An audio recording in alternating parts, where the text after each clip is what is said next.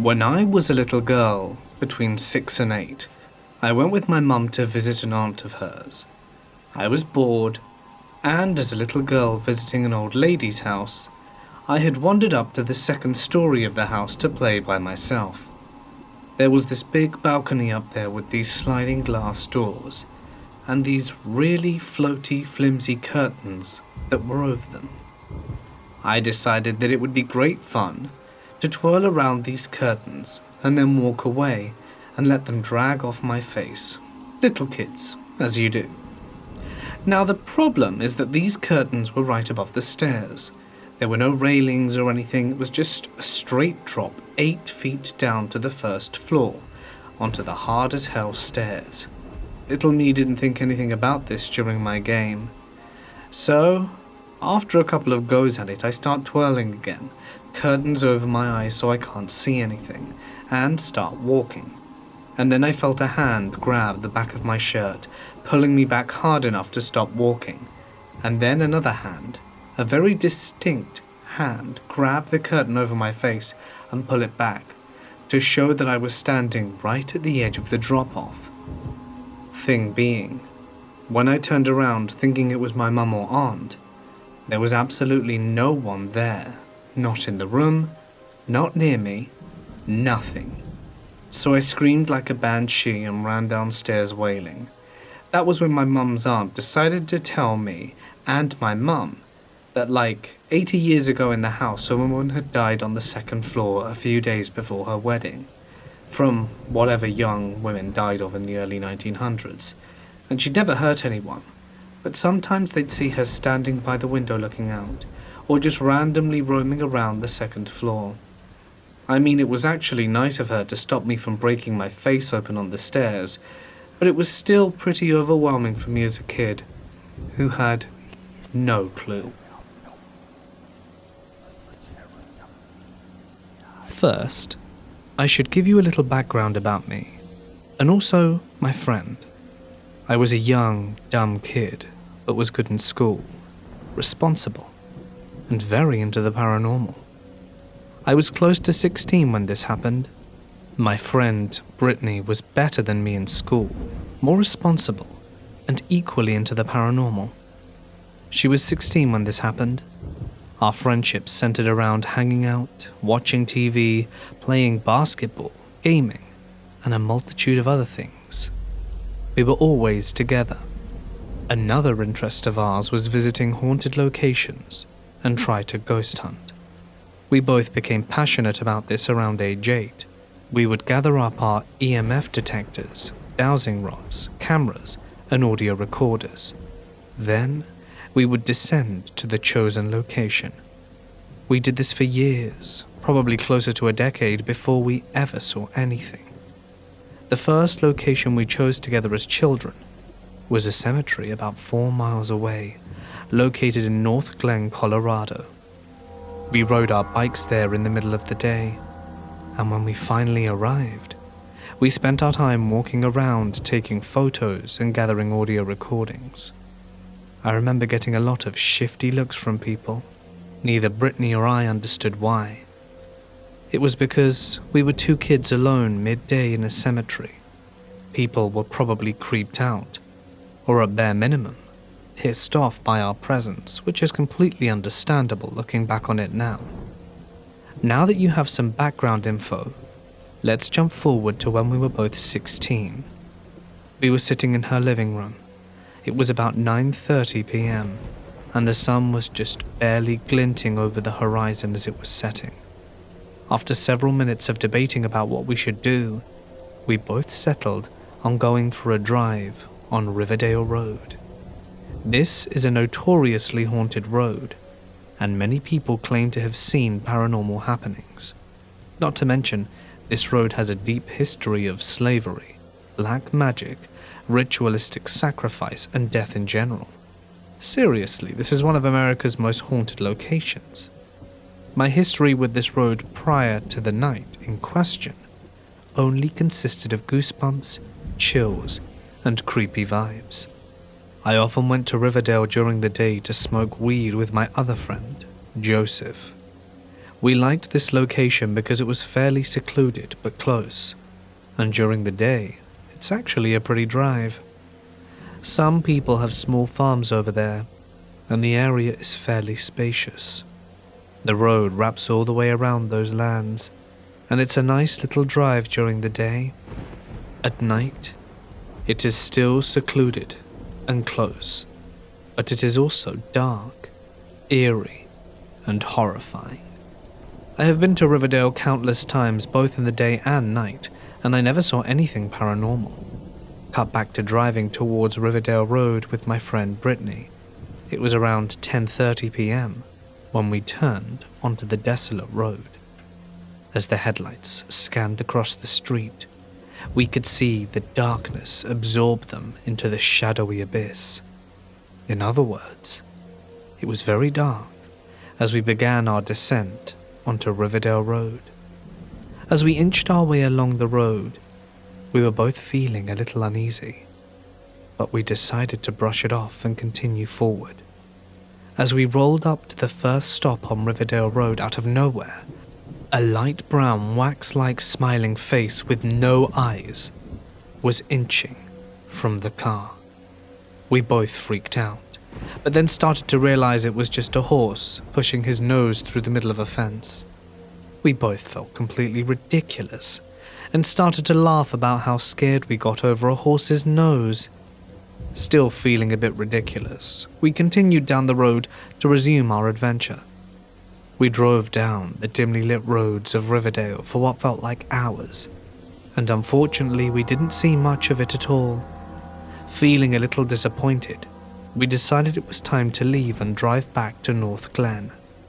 Turning the car towards one of the exits, we accelerated forwards and slowed the vehicle about 50 feet before approaching a red stoplight. Without warning, a translucent grayscale ghost appeared in front of us. It appeared slightly to the right, off the road between the car and the stoplight. It was like looking at a person that was standing behind a thick layer of fog. But there wasn't any fog that night. You could see 85% of the ghost's body, while the other 15 was completely invisible. And as we laid our eyes upon the ghostly figure, it ran from the right side of the road towards the left. When it reached the middle of the road, it was about 15 feet in front of us, and from this distance you could start to see some finer details. It seemed to emanate a soft white glow, but at the same time you could almost see through it, as if you were looking through a dusty window. I could tell by its positioning and the way it moved that it didn't intend on stopping at the car. It seemed to have a hurried demeanor about it, as if it knew where it was going, and everything in between was just an obstacle. We watched as it picked up speed towards the left side of the road, continuing off into a field where it literally faded away from existence, and we couldn't see it anymore. Brittany and I sat at the light in complete shock and awe. My heart was beating in my throat, and all I could hear was Brittany repeating my name. Vince! Vince! All I could do at this point was put my head between my knees and wrap my arms around myself, kind of like what you do in a fetal position. We just sat there for the last 30 seconds before I could even say a word. I don't even recall what exactly we said to each other after that, or how we both even got home that night. But I do remember that we left pretty quickly afterwards. In the end, our friendship began to drift for a bit, and we both took different paths. My path led me to Washington, and hers to becoming the incredible mother she is today. We've briefly chatted a few times since that night, but each time she has never spoken to me about what we saw, and each time she has refused to even address it. This encounter has stuck with me my entire life. I replay it over and over in my head almost every day because I do obsess about this encounter. I have done quite a bit of Googling on Riverdale and all of the different encounters others have experienced on the road. Many people claim to have seen ghosts, some claim to have picked up ghostly hitchhikers, and others have seen chimera apparitions that try to run them off the road. But what I find most interesting is the notorious story about a jogger that went to Riversdale Road and was killed in a hit and run. Rumor has it that he's constantly haunting the road in search of the car that hit him that fateful night. And I can't help but wonder if the ghost that we saw was the very same jogger. I hope you enjoyed the only ghostly encounter I've ever experienced in my life. It has shook me violently to my core, and I still feel the same way I did that night when I think about it all these years later. I'm 27 years now, but the memory still haunts me every day. I feel lucky to have seen a ghost, but this experience has made me more uneasy in the dark, and I feel like I'm constantly waiting for my next ghostly encounter, kind of like some form of PTSD. I also think back to the horse, and how he was so close to the fence, and how he pushed his nose so far through the gap. It makes me wonder if he was also spooked that night. One time when I was younger, my family stayed over at my cousin's place because it was a large family gathering. We were staying in the living room. My brother and I were sleeping on the floor on these mats, so it wasn't on the hard floor. It was the middle of the night, and I couldn't fall asleep.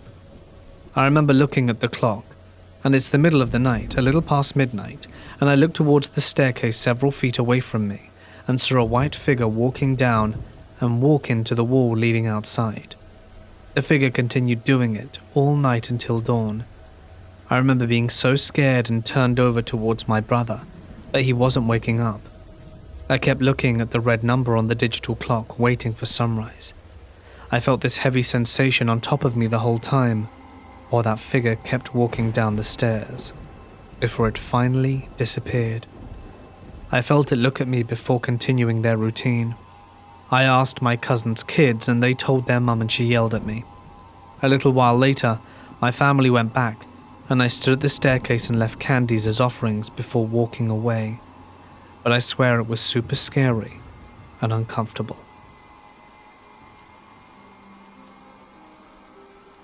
My grandmother died when I was around 6 years old, fell down a straight flight of stairs backwards. Now this was in a nice beach home, and everyone went to visit there for the summer, and everybody always noticed the top step was strange. You would miss the top step, and either stomp your foot down on the flat of the floor thinking there was one more step, or you would think you reached the top when you didn't. The flub and dismount, and ended up stumbling backwards. It was really strange, as the steps were correctly shaped and sized, but something about the trim work nearby would mislead you into improperly judging the top of the staircase unless you were paying close attention. This is what effectively killed my grandmother. She was heading up to bed, missed the step, fell backwards down the stairs, tried to grab the handrail, missed, and there were marks in the drywall from her rings digging against the wall as she went down and everything. She apparently did a full backward roll when she reached the bottom, and had done an entire backflip and cracked the back of her skull against the banister at the bottom rail. She made it to the hospital but was effectively brain dead with severe trauma to the back of the skull and brain. They pulled the plug once the family was able to come and say goodbye, but they didn't let us kids in. Fast forward 4 years later, I'm 9 or 10 and I'm visiting for summer with the family. The cousins are there, sister, mom, dad, the works. We've all been on the beach, swimming and snorkeling.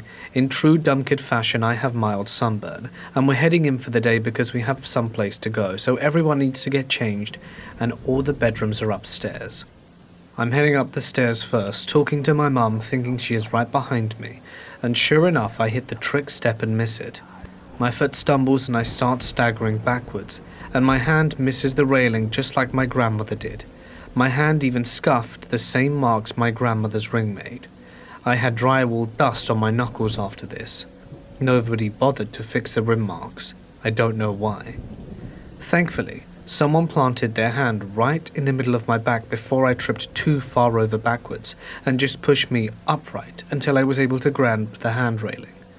Startled, because I had nearly fallen backwards, I snatched the railing and yanked myself upright again and said, "Whoa, thanks, Mum," and looked back at her.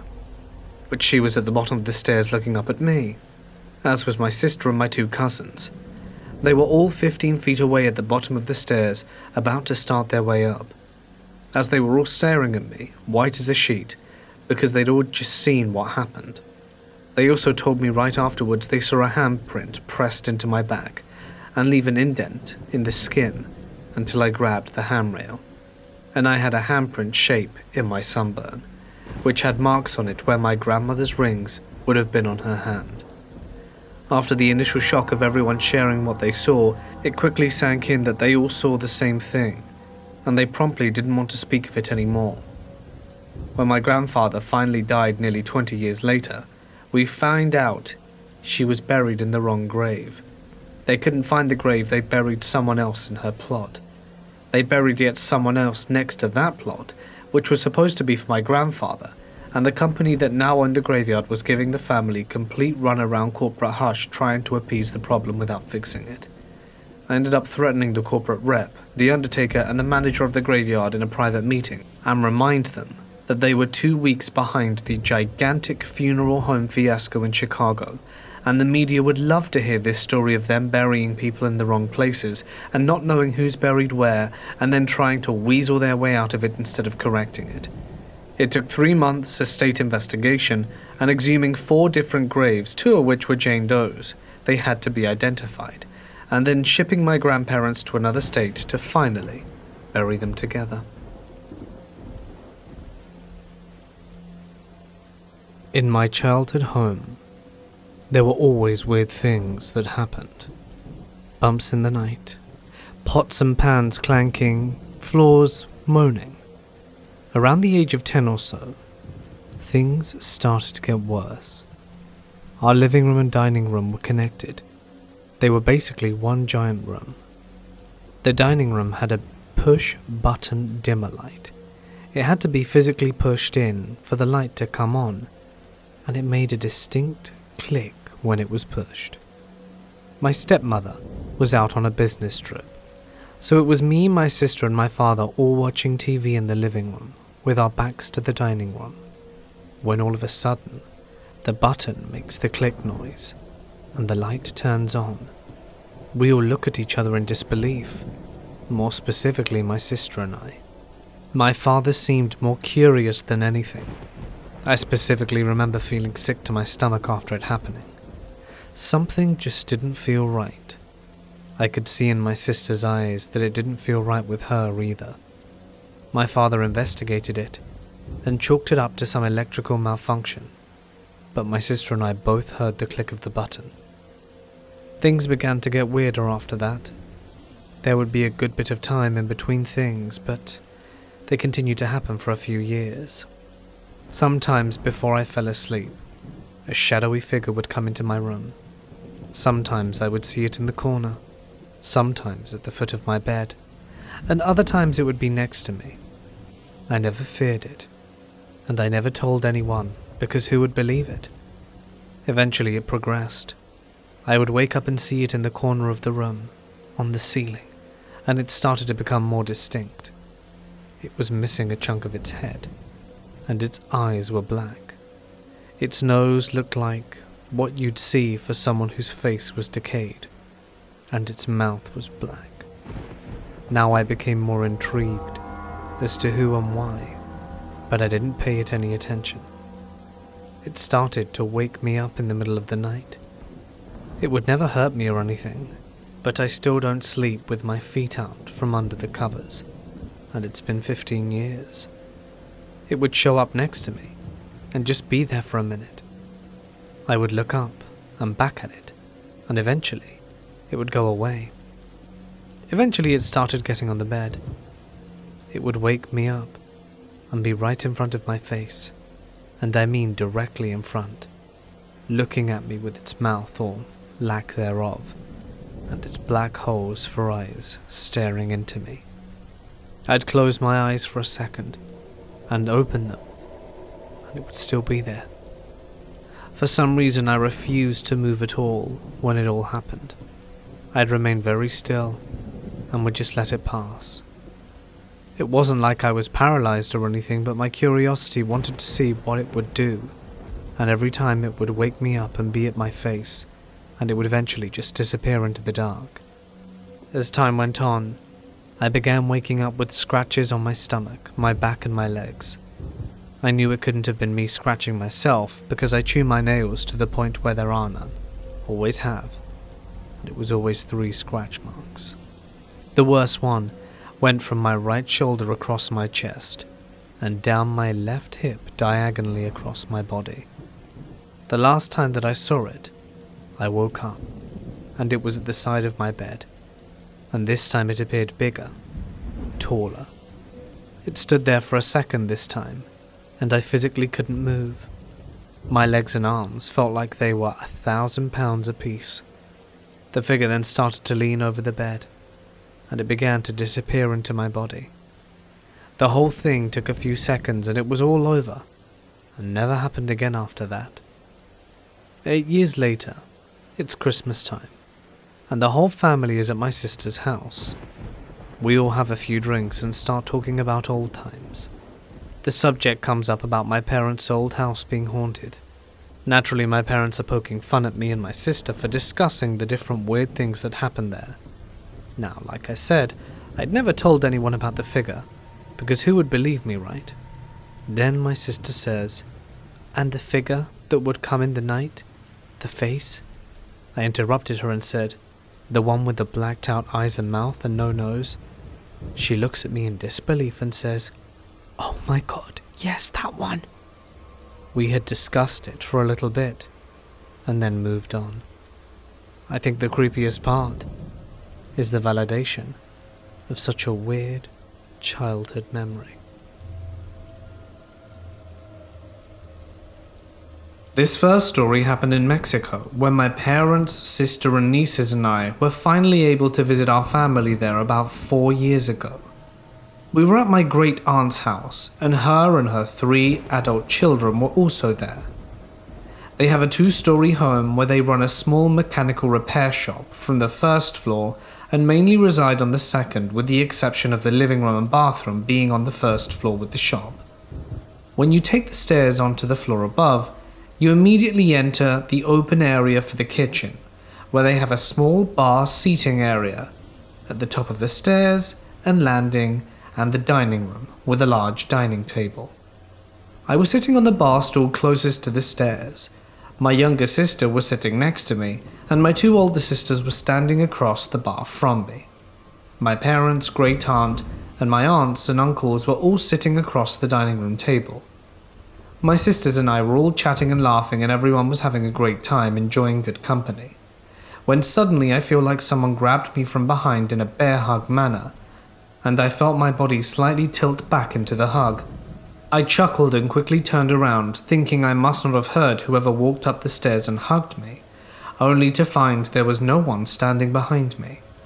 It didn't feel like a threatening presence, but I immediately tried to debunk it by rocking the bar stool, thinking I must have unbalanced on there, or something. But it didn't rock. By this point, my sisters are all looking at me funny and asking what I'm doing, and I just tell them I felt someone hug me from behind and felt myself tilt back into the hug, and they just looked at me like I was weird. I stepped out to their courtyard, which was directly connected to the kitchen and dining room, to get some fresh air, and had only been out there for a minute or 2 when my mum came out and says, "Is it true? You felt someone hug you from behind the top of the stairs?" I told her that that's what it felt like, and that I might need some fresh air. My mum's eyes immediately start to water, and she said, "I think that was your great uncle. He used to do that to everyone who was sitting there whenever he came upstairs from the shop." She then made me come inside, and my great aunt and my aunt and uncles were all starting with tears in their eyes. My great uncle passed away about 10 years ago prior to that happening. I'd only met him once when I was 4, which was 20 years prior to this trip. They said that my great uncle must have wanted to say hi to us and let us know how happy he was to see everyone together. This next story happened about 7 or 8 years ago, when I was spending the night with my boyfriend, now husband. Michael was living with his brother and sister-in-law and their 2 kids to help them out financially. since they were struggling a bit with the expenses of a toddler and a new baby. I would go over to help watch the kids while their parents went to work and try to help them with childcare. This particular night, the kids' parents had to work the late shift, so it was extremely late, around 2 a.m. by the time they got home. By the time they arrived, I was feeling too late to drive the 10 minutes to my parents' house, so I just stayed to spend the night there with Michael. The room was kind of small, and Michael had his bed pushed up against one wall, so the head and one side of the mattress touched the wall. He had a nightstand next to the bed, and also had a small recliner in the corner of the room. That was basically all he could fit in there because of how small the room was. He was sound asleep, and when I came into the room, snoring and all, sleeping on the side nearest the wall was Michael. I have trouble falling asleep to begin with, but that night was extra difficult because I kept feeling very uncomfortable as I felt as if someone was staring at me when I was trying to fall asleep. As much as I tried, I couldn't shake the feeling of being watched. I was beyond exhausted, especially after dealing with a toddler and a newborn, and I just wanted to sleep. But every time I started dozing off, something kept telling me to wake up and remain alert. After about 20 minutes, I finally decided that I absolutely had to fall asleep and pulled the covers up to my face, where only my eyes and upwards were uncovered.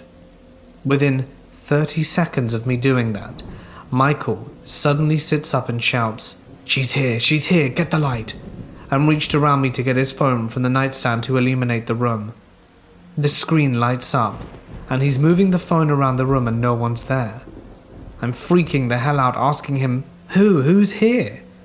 He sets the phone back down and tells me, "Nothing.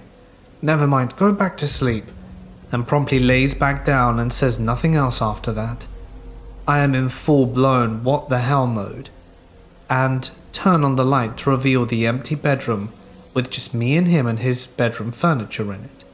I turn the light off and lay there terrified, eventually allowing my exhaustion to knock me out until my alarm rings for me to get up for work a few hours later. Michael goes to work, and I head home to get ready for work, but send him a message that we need to talk about what happened the night before. He tells me he doesn't remember and tried to blow me off.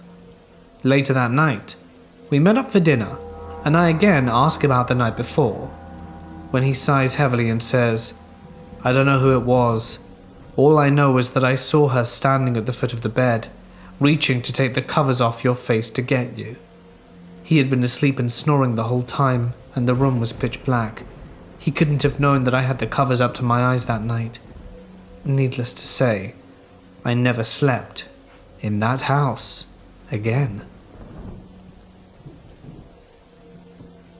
This took place right after I graduated college and was renting a crappy, very old house with my roommate, Megan, and her cat.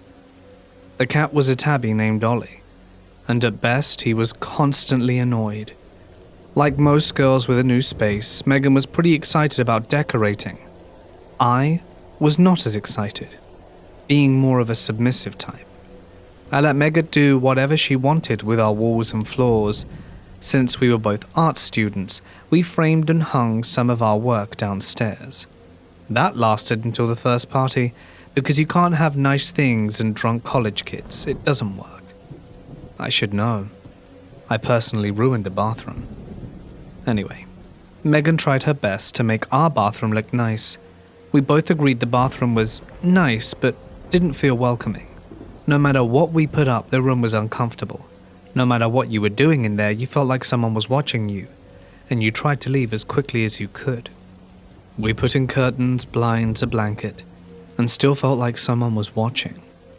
We put locks on the doors, added some nice bath mats, put up more lights, more pictures, and cling decals. None of it worked. And no matter how many candles or plug-in air fresheners we used, it would always smell like gin. The juniper-infused kind of gin. Megan couldn't smell it, but she was on a mission to make that room hospitable. All our wall decorations in that room would never stay up. We tried every method possible without damaging the walls. Our new lights would pop overnight, leaving glass in the bath mats. We had the electricals checked several times, but got no explanation as to why every bulb except the ceiling fixture, which was original to the house, would burst. Why this only happened in the bathroom, why every decoration was somehow removed by morning, or why it smelled overwhelmingly of juniper when both of us absolutely hated the scent. Ollie the cat was a normal cat before he and Megan moved in. At Megan's last apartment, I'd play with Ollie and have to shoo him off any project I was working on. But when we moved, he was different. I blamed it on him being moved into this new environment.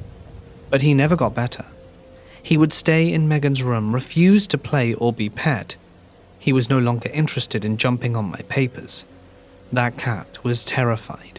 In particular, he was terrified of that bathroom, that stupid, juniper-smelling bathroom.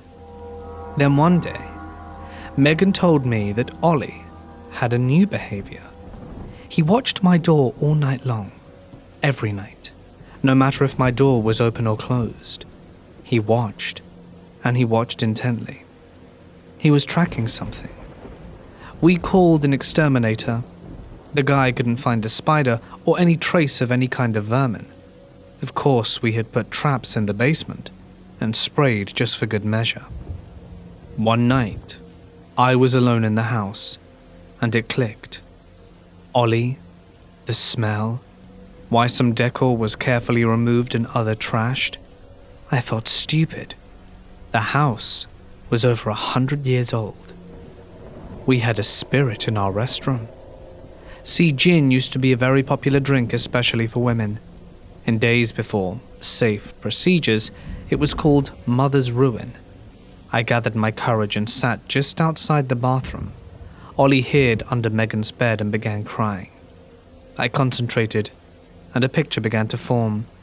She was very willowy. She liked blues and whites, had dark hair, and she was very done up, and always topped with a hat. She had a secret lover. He left her, but not before giving her something that would ruin her. She was desperate, young, unmarried, laid down in the tub and started to drink. She rid herself of the unwanted burden, but in doing so, bled quietly to death in that tub. She was interested in me because I knew she was in that house with us. That bathroom was her mausoleum, and she wanted it pristine. She didn't like the modern lights, decorations, nor air fresheners, and would stand in my doorway at night, frantically trying to get my attention, wanting someone to acknowledge her. So I made compromises with her. I'd talk to her when I was in the room, if she'd no longer peek in my door at night. During daylight hours, she was welcome to follow me around, but she needed to leave the cat alone, and finally, I would leave decorations stacked by the tub for her approval. Although she didn't like, she would move away from the tub, so we could not use them. She liked our photos from a project about crumbling old structures. She never did make peace with the cat, and when I was ready to move out, she turned that juniper up full blast next to my pillow for a week. She was spoiled in life and lonely in death. I tried to persuade her that better things awaited her, but she was very stubborn about her bathroom. Who would keep nice things? Who would watch over the area she saw as a grave marker? I told her it wasn't even the same tub, and she knocked a photo off the wall. I know my friend has since moved on, and someone else lives there now. I just hope whoever lives there has a lot of patience, because the lady in the bath isn't going anywhere. When I was 13, I experienced the ghost of my grandmother. She died in her sleep while taking a nap on the living room couch. Afterwards, according to my father and grandfather, every now and then you can hear her make the trip from the bedroom to the kitchen and open the refrigerator door. A trip she made many times when she was alive. At first, I thought my father and grandfather were making this up, having fun at my expense. A few years later, after she passed, my father and I went to spend the weekend with my grandfather. My father and I slept on the living room couch. It opened into a double bed, the same couch my grandmother died on. My grandfather left the house to go to a next-door neighbor's house to play poker. My father and I went to bed in the living room, and my father went right to sleep. I laid awake reading a magazine. After a while, I heard the noise of the back bedroom being pulled open. I heard the sound of shuffling feet, and I heard the creak of the floor directly in front of the bathroom doorway. I heard more shuffling feet, then I heard the fridge door being pulled open, and I heard the sound of a glass bottle in the fridge, the door clink against each other. Back then they were still putting soft drinks in glass bottles, and feeling thirsty I decided to go out of bed and join my grandfather in the kitchen for a cold drink. But when I arrive, I am all alone. I was puzzled. I could have sworn I heard my grandfather walk from the bedroom into the kitchen and open the fridge. That's when I remembered that he wasn't home. He was at the neighbor's house and had not returned. And that's when I remembered the ghost story, and a cold chill went down my spine. I raced from the kitchen into the living room and leapt over my sleeping father into my side of the bed. I then went to sleep. I don't know for how long, but I woke up with a start and felt a feeling of paralysis take over my body. I was frozen. I was lying on my right side, and it took me a while to work up the courage to turn my head to the left. My head was covered by a blanket. There was a shadow being cast on it. The shadow had the outline of a head and shoulder of a woman with a beehive hairdo. My grandma used to have a beehive hairdo for years, even after it went out of style up until she died, and I heard heavy breathing coming from the shadow. I had to work up the courage to move one of my hands to remove the blanket, and when I did, the paralyzing fear was gone, as was the shadow and the sound of heavy breathing. My father was still sleeping, and I pulled the blanket back over my head and slept on, only to wake up again on my right side.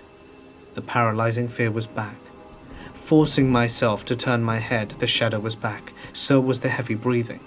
Again I had to summon up all my courage to move my hand and take the blanket off my face, only to find nothing there and the crippling fear gone. I went through this same routine the entire night. I lost count how many times it happened through it, maybe a dozen, maybe more. The next morning I told my father what happened to me through the entire night while he slept.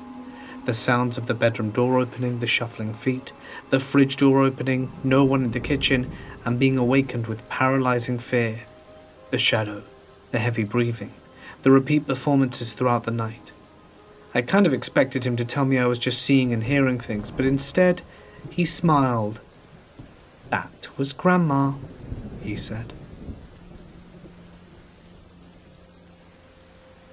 The house I lived in from birth until I was 11 was pretty close to a hospital for the mentally ill.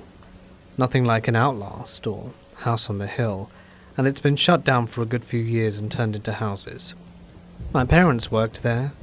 My mum is a psychiatric nurse, and my dad worked on the wards, where the guys were deviants, so they'd do stuff like eat sheets and play in their own filth, scratch off their lips, stuff like that.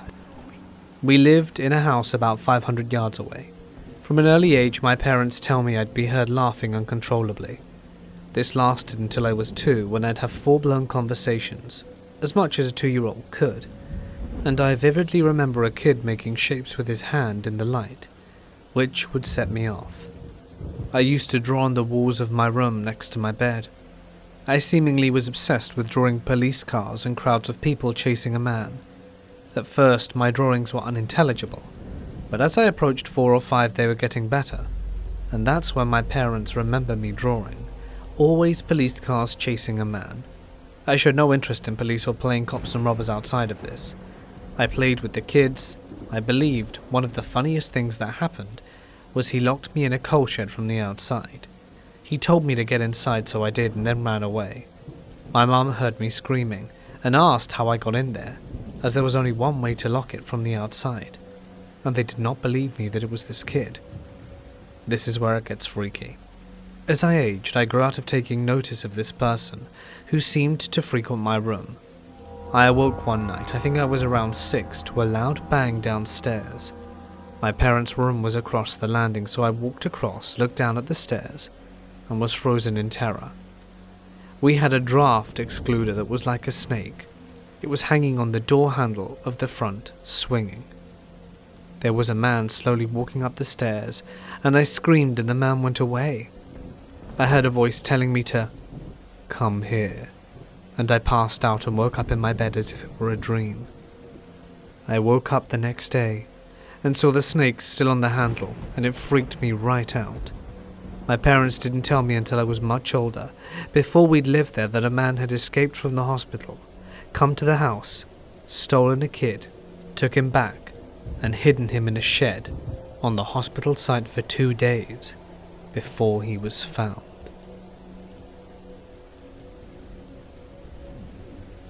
This is my mother's story, and I believe her.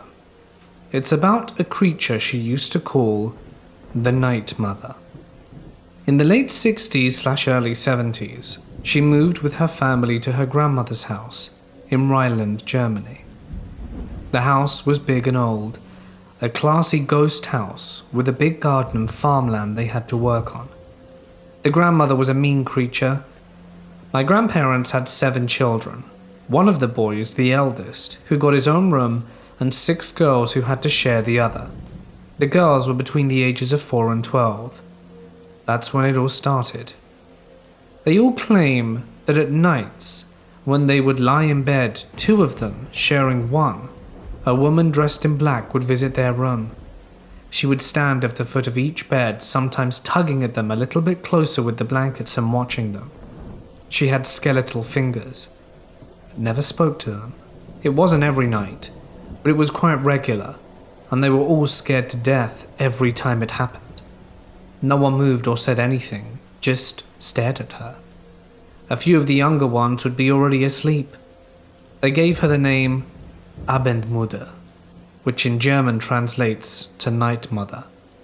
And they say that they didn't have the feeling that she was evil, but more protecting. Of course they were scared of her, because who wouldn't be? One aunt remembers that in the first night she whispered, "Can you see that too?" to her sister, who nodded. They can't remember if they ever tried speaking to her. When they told their parents, it was pushed off as a nightmare, and no one really cared at the time. Everyone was working 12-hour days, even the children often helping them. Every one of my aunts remembered this story, and they don't talk about it often, and feel uncomfortable when I asked about it as a kid, but they are all 100% convinced it occurred. I tried a lot of explanations, mass hallucinations, their grandmother dressing up and being a psychopath torturing her grandchildren, maybe coping with the trauma they all shared together, but I can never really be sure what they saw or why.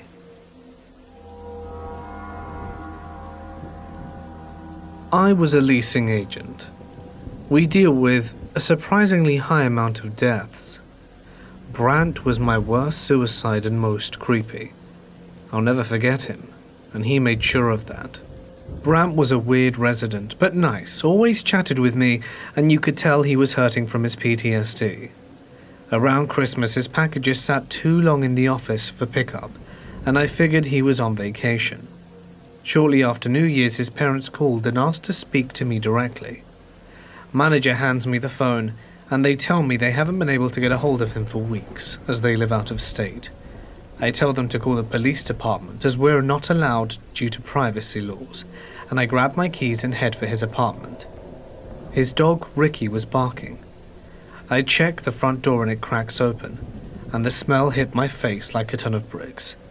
He's dead, and had been dead. The police arrive. Turns out Brandt shot himself and sat for 10 days. I had to ID him before they called his family. The dog actually started to eat him, due to not going out for so long. The residents above and on the side and behind noped out, and we let them go. At this point I think I'm losing my mind, because I keep seeing Brandt out of the corner of my eyes at work. Only at work. Sometimes I'd see him walk by the office window, and I would yell for my manager, who believed me, but thankfully she never saw him. After about a month of this, we get his place cleaned up and turned over the apartments to a pair of little Korean sisters who moved in next door. The apartment shares a wall with his bedroom. At this point, no one in the area knows what happened, and because of Brandt being a shut-in, no one knew him or who he was. Cookie, one of the sisters, comes in and asks me one day if someone died in their apartment. I tell her no.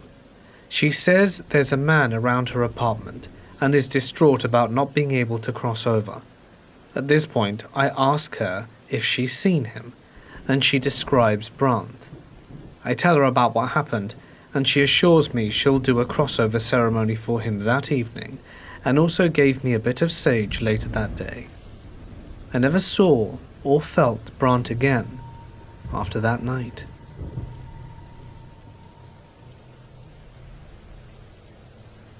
As a child at the age of 4 in the late 60s, we lived in a brand new house. Next to it was a small footpath, and then a wild overgrown field, then a main road, and then the castle that was built in the 14th century. Hilton Castle specifically. At that age I had absolutely no concept of what a ghost was. My father used to check on us, my brother and I, to see if we were okay once we'd gone to bed. One night, I was awoken by a tapping on my shoulder, and was facing the wall when this happened. I ignored it firstly. Then the tapping began again and I felt it more rapid. I thought it might be my dad, and I said that I was okay. But the tapping didn't stop, so I turned around. What I see has stuck with me since. There was a boy, with a thin, pale face with mousy straight hair that looked like a bob. My first thought was, "Who are you?" But with him being so close to my face, his eyes stood out. I could understand why ghosts are depicted and are seen as having no eyes, but he did. Yet they were a thin veil. It reminds me of what a bubble does just before bursting. You could see through his eyes, and this absolutely terrified me, in which I shot under the blankets, out of the other end of my bed. I went screaming into my parents' bedroom and screaming that there was someone there. Odd things at the house happened now and then. My older brother once saw a soldier in the bedroom door. He woke me up when this happened and I sat on the bed to see. What I saw was a brief silhouette at the door, looking at it, as if it were taking a swipe at the bedroom light switch with a sword. We were both frozen until it disappeared. My older brother thought it was a medieval soldier, but by the shape of its head, which looked like a helmet. Sometime later, my uncle, who was coming to the house to babysat us, thought he saw a man in medieval fancy dress coming towards him, in which my uncle said, "Hello," but was utterly freaked out when he saw this person walk through the wall of the house. He said he was terrified by it. Sometime later, when I was older, I heard the story of the ghost that haunts the castle, the called Lad of Hilton. After reading the tragic story of Lad, I did wonder if he had visited other children at night, and I wish I had just asked him what he wanted. I heard lots of people have seen him through the years and hope he's at peace now. Not me or my brother has any knowledge or history in any sense, nor my uncle has no interest in history. And this is all key to understand what we'd seen. This happened to a friend a few years back. Back then we had a habit of going for walks at night by my dorm school. He didn't live very far, so after walking me back, he walked home through a newly built park connector that took about half-hour to get to his area. This was past midnight and I was chilling in my dorm room when he called and sounded really freaked out. He rambled that he'd been walking for close to an hour and hadn't reached any of the landmarks that the signs along the path mentioned. The whole X meters until some road, etc. The whole area was empty, and even the houses lining the park were quiet and dark, and there was no noise, crickets, animals, anything. After a while on the call, he told me he finally exited into a road into a neighborhood he didn't recognize. It was still empty, but there was a taxi at the side of the road. The car was running after peeking in, and there was no one in it. He continued walking, and after a bit, the taxi suddenly slowly drove off. Long story short, he eventually ended at the main road. I didn't think he was making it up, because he's not the sort to do so. He went back to the area again, and actually encountered something. I forgot the details of what happened there, but he managed to take a picture. What it looked like was a shadow figure, human-shaped silhouette melting into the ground. It was certainly very strange.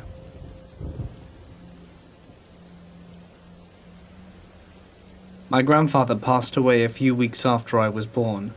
Never met the guy, never knew what he looked like. When I was 5 years old, I started to see this man in our rocking chair. I called him the rocking chair man. My parents thought it was that imaginary friend stage, but it started to bug them when I told them every single day. They finally questioned me about it, and I told them every detail I could remember, and finally they showed me a picture of the man. It was my grandfather. To this day, and I'm 22 now, every time I dream he's in the background somewhere. I remember when I dreamed about my high school graduation and looked in the stand and saw him there with my parents. I like to think he's just watching out for me, and being there when he's not really there. This has made me a true believer in the paranormal. I was at my grandpa's house in southern Indiana at the time. He had a really long driveway, so I drove a golf cart to get the mail. As I was coming up, I swear I saw my great-grandpa, who had been dead for a few years by then. I looked over at the passenger side and saw him smiling at me. It scared me so much I slammed on the brakes and looked back, but he was gone. Then I saw something running into the woods that looked like a human. I tried to drive away but was stuck in mud, so I got out and ran the rest of the way. I told everyone, and they ran down to check. As they were going, my aunt told me that ever since we got their grandpa's dog, he'd been acting crazy, so we think someone was out there. There was also a short story where in the 4th of July my sister saw a toddler roll down the hill and hit her head. She panicked, told my mum, and by the time they looked back the girl was gone. Judging by how scared my sister was, she couldn't have faked it either. My family has experienced a lot of things just like that.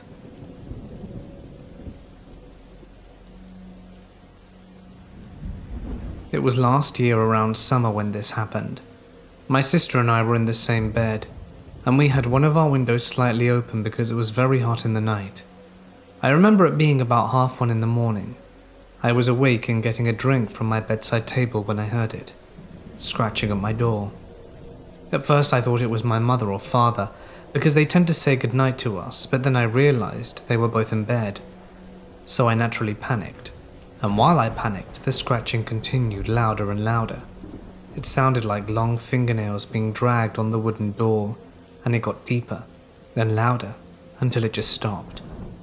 Again last year my sister was in my bed, and for context I sleep with a nightlight as I'm terrified of the dark. My bathroom is directly in front of my bedroom door across the landing, so I wake up around 2 in the morning and I need to go to the toilet. I make my way across the landing and leave the toilet light off because my nightlight was barely lighting the room. I sit on the toilet when I see it. A blank face peeking out of the door looking at me. It had no eyes, no mouth, but I could see a nose and short hair. It was just watching me go to the toilet. I sprinted out, woke my sister, and tried to show her the entity, but when I brought her, it was gone. It still freaks me out to this day.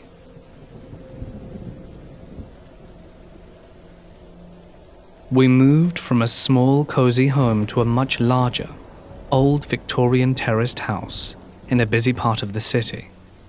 The house had been an old shop and had a separate new annex that had been built along the side of it. This house was perfect, as we had moved to accommodate my nan who needed care around the clock, but didn't want to move into a nursing home. The house was huge, with a long, tree-lined garden. The newer parts were light and airy, but the oldest parts of the building were, despite a lot of renovation, still quite dark and creepy. It wasn't ideal, as the area wasn't great, but my parents needed somewhere quickly, and it was the best available. Mum worked long hours in a sales job, and Dad schooled myself and my sister from home.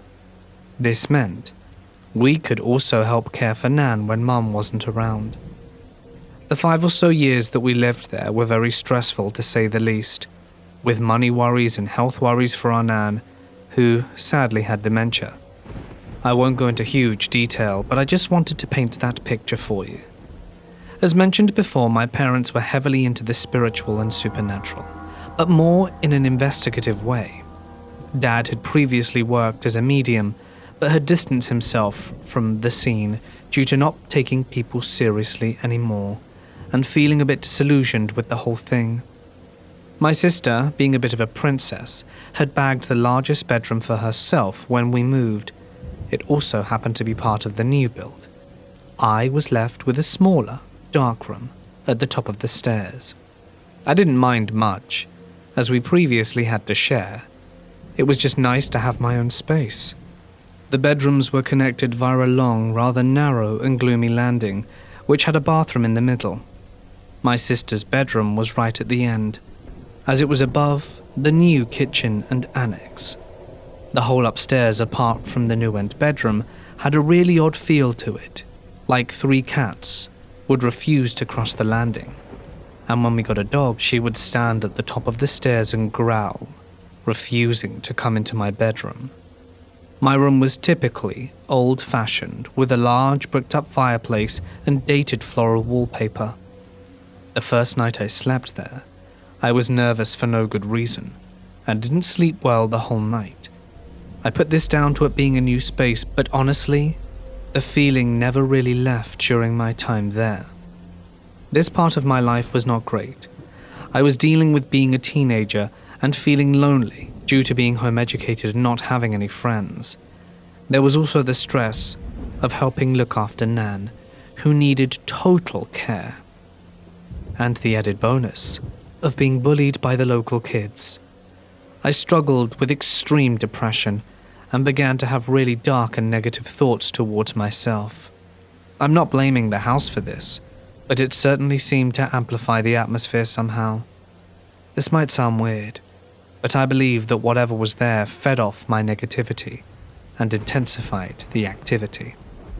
The first thing that happened was small doors opening and closing, things going missing for no reason and then turning up in random places, knockings and tappings on the wall.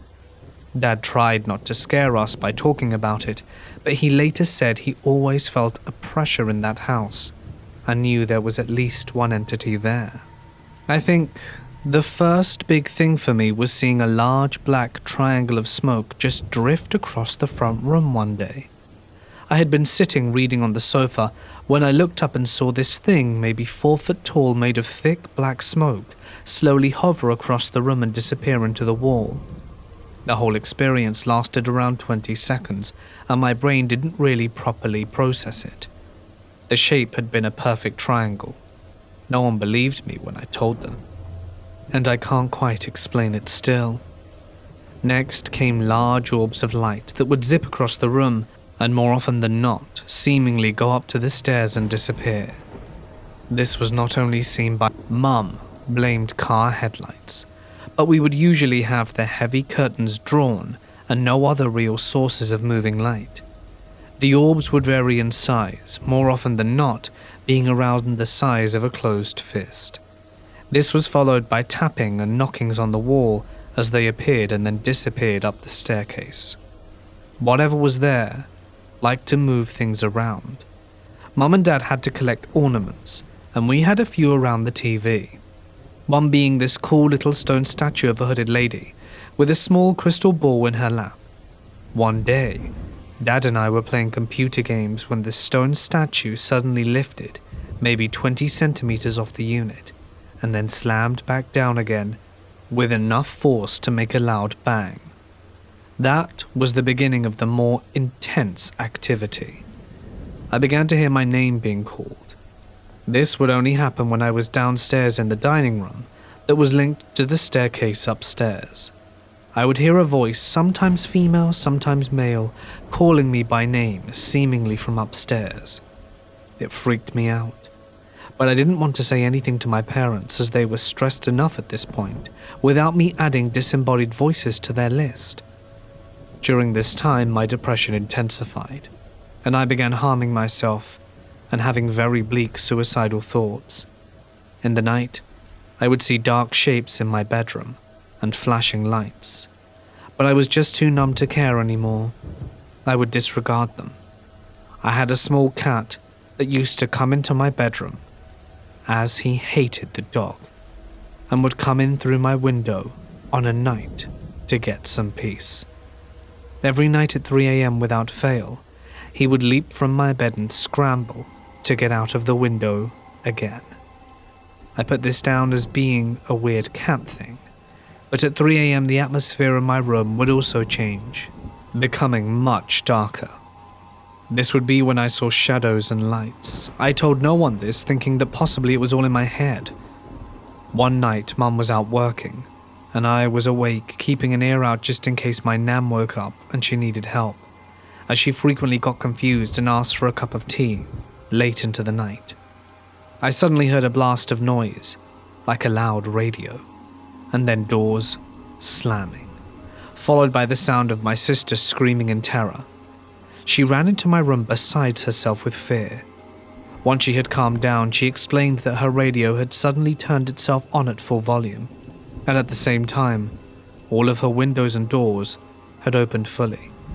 Indeed, when I went to investigate, her windows were all open, and the radio was blasting static through the speakers. She slept in with me that night, and then told me the following day that she would rather sleep in her room after all, than just stay in mine again. It's just creepy, she told me. All of this was weird, but then came the time that I physically saw what I think was an apparition. I haven't talked about the upstairs bathroom yet. It was seemingly normal, but definitely had the strangest vibe. I didn't even like going in there, as it felt like someone was watching, but it was the nearest bathroom to me, and the only one with a shower, so I used it reluctantly. One day I was brushing my teeth at the sink, when I looked up and saw in the mirror behind me a woman in a white dressing gown. She was around 30, with long, blonde hair and dark circles under her eyes.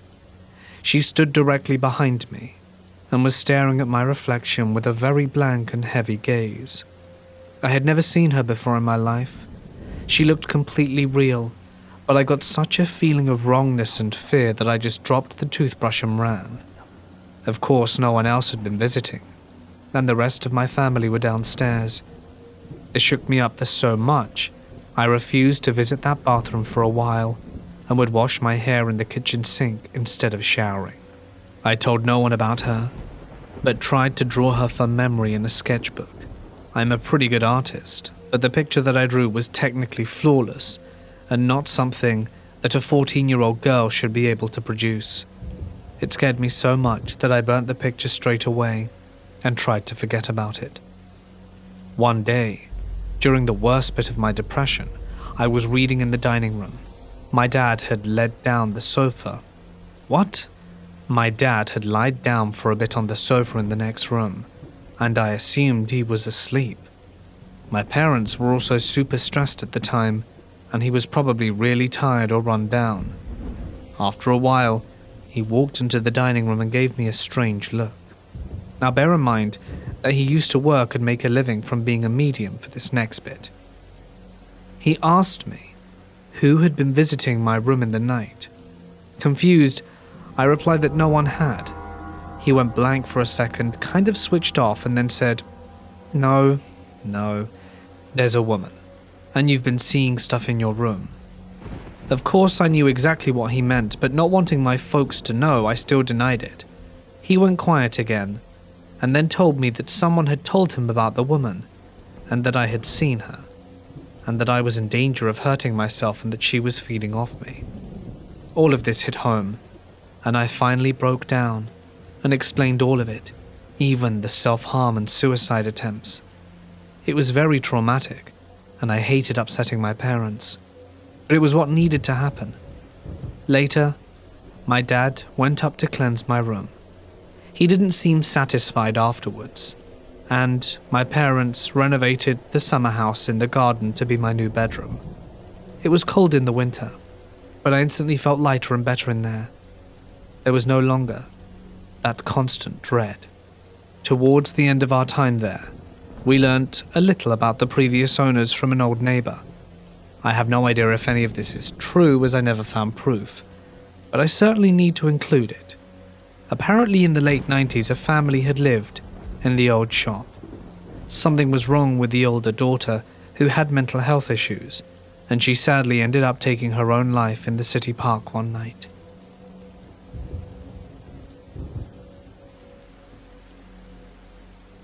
When I was in my teens, my family went for a retreat to an old bungalow near the sea. There was a huge mango tree at the side of the garden. I woke up at 3 a.m. due to being in unfamiliar surroundings and noticed my dad outside of the garden staring at the mango tree. I couldn't get back to sleep, so I joined my dad out on the garden. We kept looking at those big, juicy mangoes located very high up the tree, and at the time I thought it would be a great idea to climb up and pluck some at 3 in the morning. I climbed up to about 15 feet, started plucking those mangoes when my dad collected them from down below. While I was trying to reach a particular mango on a faraway branch, I felt like my hair fell down covering half my face, so I absent-mindedly tucked it behind my ears. As I tried to reach it again, it fell down covering part of my face again. Then I froze. Since when did my hair get so long? I didn't dare look up, and kept staring down at my dad, who was busy picking up mangoes and didn't have a clue to what was going on. Slowly I made my way back down, and only plucked up the courage to look up once both my feet were firmly planted on the ground. I didn't manage to see anything. That's when I heard the faint female laughter coming from up the tree.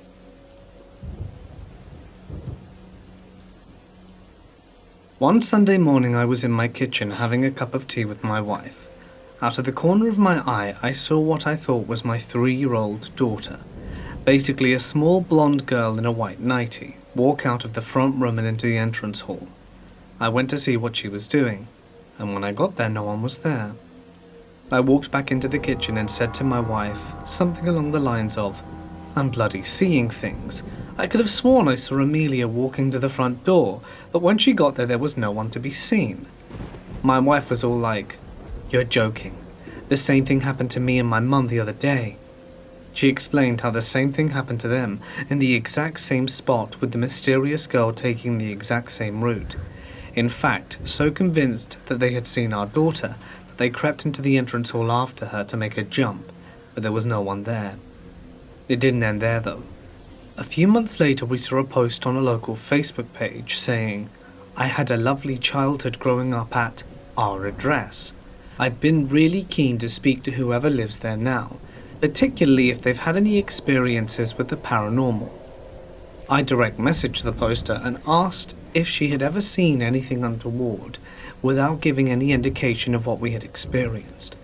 Lo and behold, her and her sister used to see a little blonde Victorian girl in a white nightie standing outside their bedroom door while walking through the house. She related how, initially, they would think that it was the other sister, but they would go to investigate and find no one there. I'm a very cynical person by nature, and did not previously believe in the paranormal. But now, I have no alternate explanation.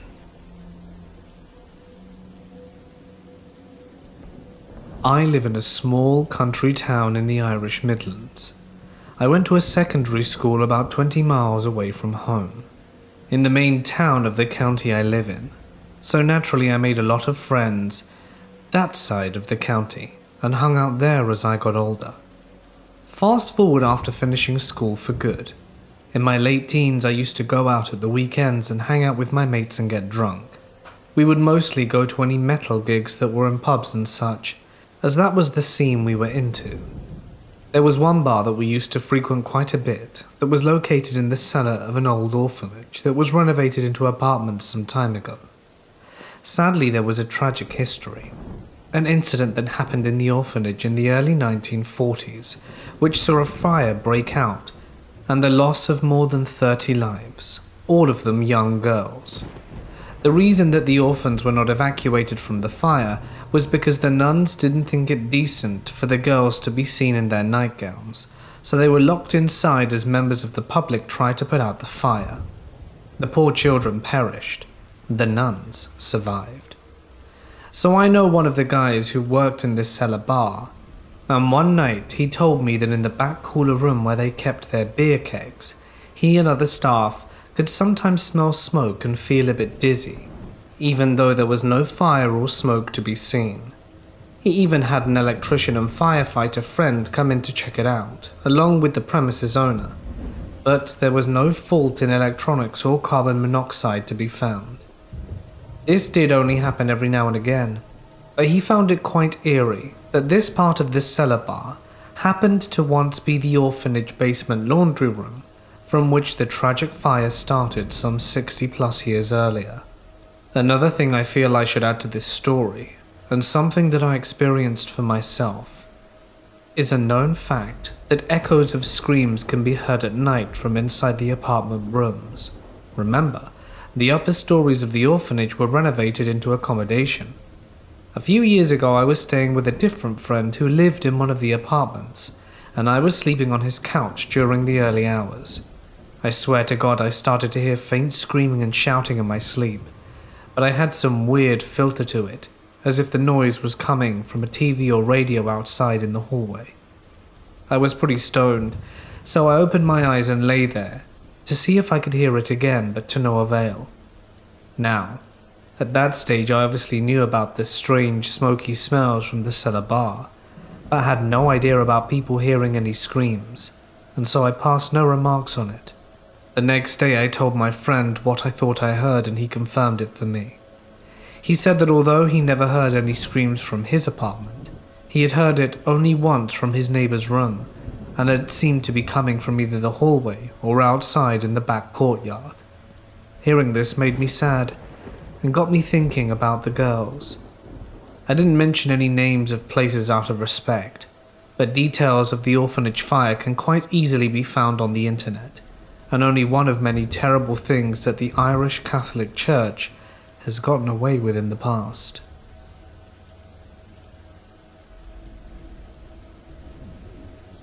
I was about 4 when this happened.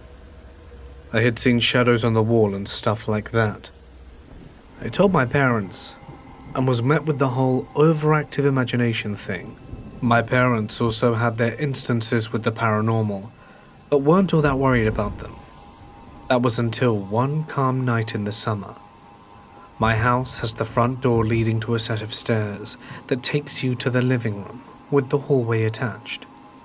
The hallway first has the bathroom on the right, then the baby room for my soon arriving little brother, my room at the end to the left, and my parents' room right across from it. I don't remember what time it was, other than it was past midnight on Friday, so actually really early Saturday morning, I wake up to heavy footfalls in the hallway. I mean heavy graveyard boots, and the dude who was wearing them had enough of today's type heavy gear, so after hearing this I booked it to my parents' room. I thought I would have to wake them, but the footsteps were so loud that they were also awoken by them. I jumped on their bed, immediately got under the covers and told them what happened. They were both still groggy from waking up so suddenly and didn't realize if they'd heard the footfalls or not. That was until they sounded like they were right outside my parents' bedroom door.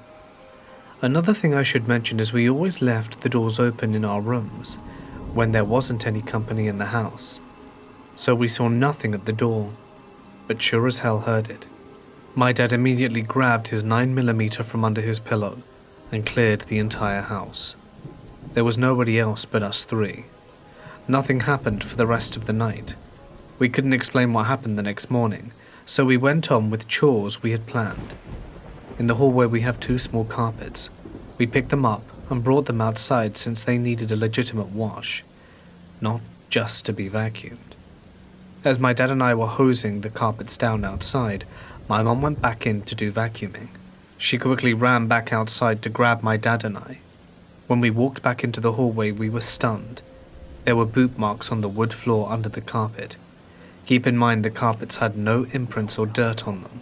They were just old and dusty. To this day, my family can't explain what happened. We just accept that it did.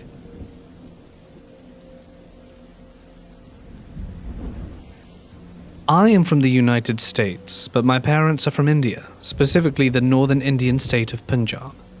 Before COVID, I would travel there frequently. as my parents wanted me and my siblings to spend time with my elderly grandparents. Punjab is, in my opinion, very beautiful. It's mostly farmlands, flat and green, so vast that it's hard to see where the farms end in certain areas, like a sea or an ocean. It's this beauty that motivates the farmer from the Punjab and other states to protest the Indian government's new agricultural laws, which will make living off agricultural work harder than it already is. But I digress. The summer of 2013, I was visiting my dad's parents. They lived by themselves in a large house which looked a bit like a castle, 3 stories high, though the top floors were pretty much abandoned, as my grandparents had a hard time with stairs.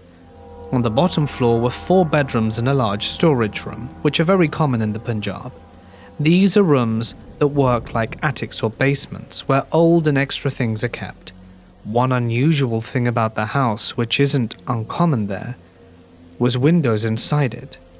This was to keep the house ventilated and mold out during the monsoon. The room I shared with my older brother was right next to the storage room and had 2 large windows that connected to it.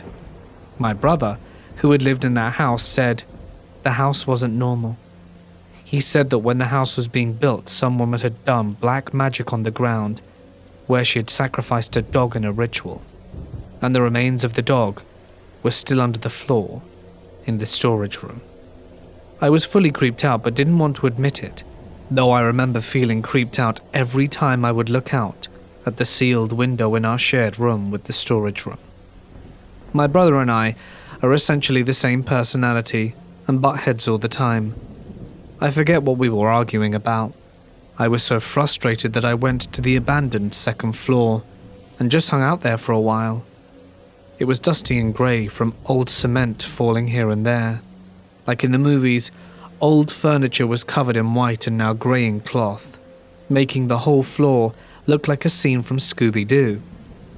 Maybe it was the story of black magic or me being upset, but I felt like something was staring at me the whole time, like someone was standing right in front of me behind the grey dust and white cloth, but someone I couldn't see. My brain cells were telling me that someone should be there, though I couldn't see anyone.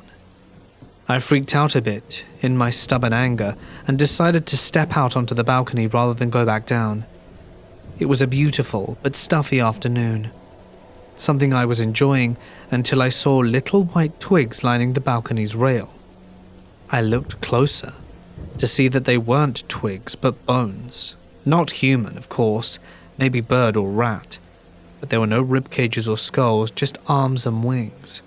I freaked out once again and saw ants clamoring around them. This reminded me of the story of the black magic dog ritual, and finally I broke and went back downstairs. To my chagrin, that wasn't the end of the creepy things for the night. My brother had decided to give me the room all to myself out of the same stubborn anger I had. He knew I was afraid, but I wasn't going to let him get to me like that. So when it came to sleep, I closed the lights and tried to sleep. My head was towards the window of the storage room.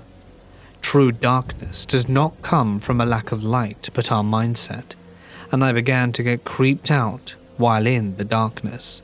So I put on my phone light and scanned the whole room, but didn't see anything. I felt the same eerie feeling I had upstairs, as if I was a few feet away from intelligent eyes watching me. I decided it was nothing, placing the lit phone near my head like a nightlight. I put on some music and faded to sleep. Sometime into sleep I awoke. My eyes just flipped open and I felt terrified, like my senses were going haywire. My phone's light was moving as a dark shape seemed to run around the room. It looked like a person, with long hair running around, screaming and singing, humming a weird tune. I couldn't really catch a good view of it, as it seemed its hair was all over my face. I tried reaching for my phone. It was still lit somewhere in the room. I couldn't see where though, only its dim light. I knew I wasn't having a night terror, as I could move my hands and arms. I just couldn't seem to find my phone, until I gathered my courage and lunged up and flicked on the light. There was nothing in the room. The room was as it was, except for my bed, where I had ripped out the bedsheet that had been tucked from the mattress. My phone was right there, near my pillow. Light still on. I don't know what it was that night, but I definitely think it was the summer heat and the negative feelings I had against my brother joining together to pick up a story and bother me. Though in recent years we have found out the land our house is built on was once a butcher shop and house. Way before, during the 1940s, when our village was an Afghan or Pathan village, they moved out during the partition, and my great-grandfather bought the land. My uncle says that there were large hooks for stringing up meat and large animals left behind. And down the street, where there are now shops, used to be a Muslim graveyard. My dad tells me he remembers the graves being dug up and moved somewhere when he was young. That street is apparently also known as a street where the witch lives, though I personally don't believe or disbelieve in these things. We also have a large metal basin which apparently was made from a downed Pakistani aircraft from one of the many wars the two nations have fought, though I doubt it has anything to do with this.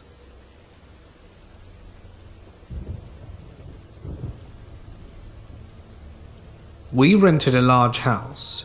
Each evening my wife and I would take our daughter upstairs for a bath and put her to bed. I stayed downstairs, spending a couple of hours on my laptop before going upstairs myself. For 3 years nothing unusual happened. Then one November evening when my wife and daughter had retired upstairs and I was on the laptop, the room went icy cold and I began to shiver. I had a sensation that someone was standing right behind me, staring straight at the back of my head. For several minutes, I struggled to turn and looked behind me, but I was paralyzed. It remained like this for a few minutes, and then the temperature suddenly returned to normal and I could move. There was nothing behind me. I didn't mention anything to my wife about my experience. The same events then occurred for the next 3 evenings. Still, I said nothing. On the 4th evening, after my wife had gone upstairs, instead of opening up my laptop, I sat on the sofa watching TV from this position. And from this position I could view the entire living room. After a few moments, I became aware that there was a translucent figure of a young girl, aged around 6 or 7, with long blonde hair and dressed in nightclothes. At first I thought it was my daughter, but she has dark brown hair. The figure stood looking into the room for several minutes, then turned and walked down the hallway and vanished into the kitchen. The atmosphere was one of calm. I got up and followed her into the kitchen, but she had gone. I decided to go to bed, and still didn't say anything to my wife for fear of upsetting her. The next evening I was on the sofa, and once again the little girl appeared and stood silently just looking into the room. And once again she turned, walked down the hall and vanished. When I woke up the next morning, I decided I had to tell my wife, and began by saying that there was something I needed to talk to her about. Without any further prompting, she said to me, "Was it about the little girl?" Had she seen her too? Yes, often. I told her she could stay as long as she didn't cause a nuisance. I said that I thought her appearances were going to increase for some reason. My wife, who is quite religious, said she thought she would say some prayers to tell the little girl it would be okay for her to leave us. And after this, we never saw her again. There is also a strange ending to this story. About 6 months later, my work contract finished, and we were moving away from this house. I called the landlord, and he came over as we were leaving to settle up the paperwork and so forth. During our conversation with the landlord, he mentioned that we were his longest renters, and that most people left after a few months. I joked that it might be because his house was haunted, and related our story. The landlord then told us he had originally designed and built this house for his young family. But when their youngest daughter was 6, she had woken up one night and climbed over the stair railing and fallen to her death onto the stone floor below. The family was so distraught, they moved out and rented their home rather than selling it. The landlord said his wife had never set foot in the house for the next 15 years, right up until her death previous November. I reminded my wife that it was November when we first began seeing the little girl, and we now believed she had come in search of her mother. We felt that after saying prayers, we helped them to meet up and pass over to the other side. Before these events occurred to us, I was highly skeptical about the paranormal. My position was, show me proof. When my wife corroborated that I had seen and described exactly the same little girl, I was very careful not to prompt her in any way or try to influence her story. The complete similarities could not be explained by coincidence. Then when the landlord told us about his daughter, again without any hinting from us, it was yet another level of proof for me. Two things stand out for me in this experience. One is that not only did I visually see the little girl, but I also was aware of her from some other internal sense that I'd never noticed before or experienced since. I think maybe we have a deeper unconscious feeling with which we can experience the paranormal. The second thing of interest was that despite being in the presence of an unworldly experience, it was not the slightest bit terrifying. In fact, the sense was of great calmness. I have to rethink my beliefs as a result of these experiences.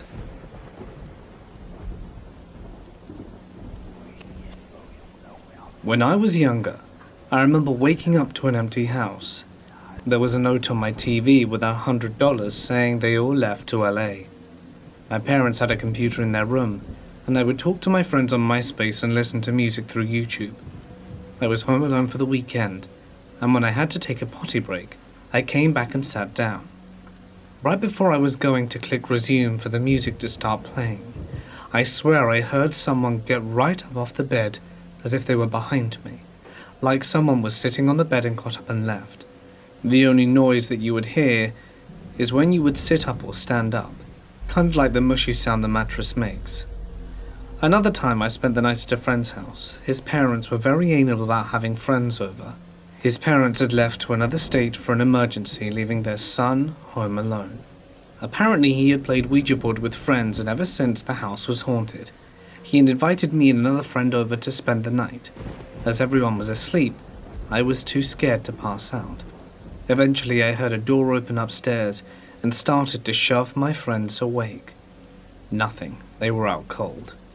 Then I heard footsteps coming down the stairs, step by step, slower and slower. As soon as they get to the final step, my friend wakes up and there's a pause. Trevor? Who the hell is here? Oh, it's just the ghost, he'll leave us alone. After he passes out, the footsteps rush back upstairs and the door slowly closes. The next morning he shows me the Ouija board hidden in a compartment where to this day his parents never knew or found out about.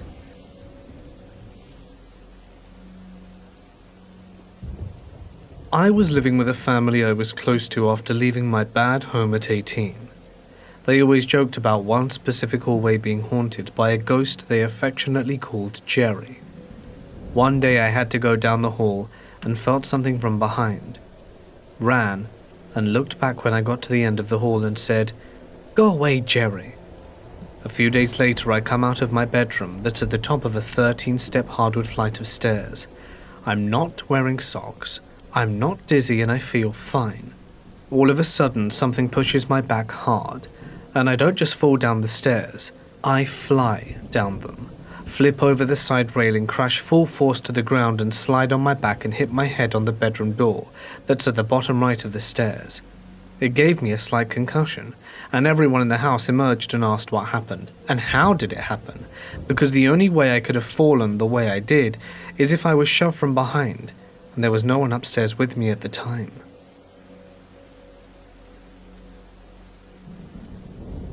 This happened to my ex-stepbrother, 16 or more years ago. When I was around 13, my dad had taken a job in another state about 4 hours away. He would stay in an apartment during the week and would come home on his weekends off. A few years later, my older stepbrother, around 17 at the time, began seeing what he claimed was an old woman around our local home. She would never do anything malicious, but she only presented herself to him. It would often be times when he was home alone. This went on for a few months. Nothing more than your typical, "what do you want?" conversations. He said she would speak to him, most times saying that she was getting taller and mundane statements like that. One night, while me, my youngest stepbrother, and stepmother were visiting my father, we get a call from my older stepbrother. He was frantically telling my dad that he needed to get his hunting rifles out of his truck and lock them up inside. The odd part here is that my dad never left hunting rifles in his vehicle. At first my dad shrugged it off, thinking maybe he had just mentioned in passing that he had left them in there in that morning. Then he started to wonder why he would be calling so late, and why he sounded so panicky. While my dad went out to recover the guns, my stepmother asked what Brandon, the older stepbrother's problem was. He said that the old lady had woken him, telling him that Randy, my dad, needed to get the guns into the house. She apparently told him that if he didn't, Brian, my youngest stepbrother, was going to get hurt. After this, my stepbrother never spoke of the woman again. We assumed she never came back. A more heartwarming tale involves my ex-stepmother's mum. She was dying of lung cancer, and while she was in hospice care, she would stare out the window and watch hummingbirds feed from a dispenser just outside the window.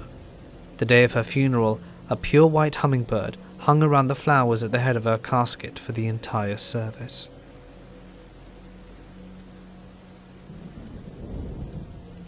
I'm a 15-year-old female.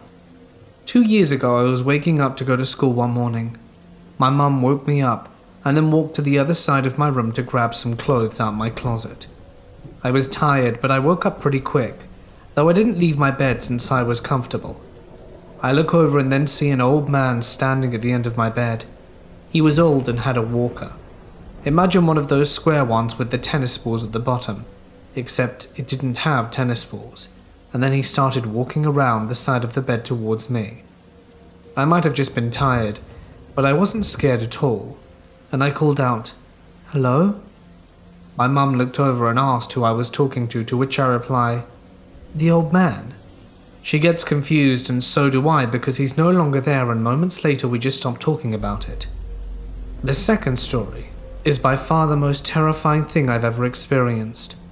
One night I was staying up super late because I had recently gotten a telescope, and my dad and I were going to set it up at midnight and look at the stars. I am in the playroom watching Harry Potter with all the lights off, except for maybe the kitchen light, which was in the room next to the one I was in.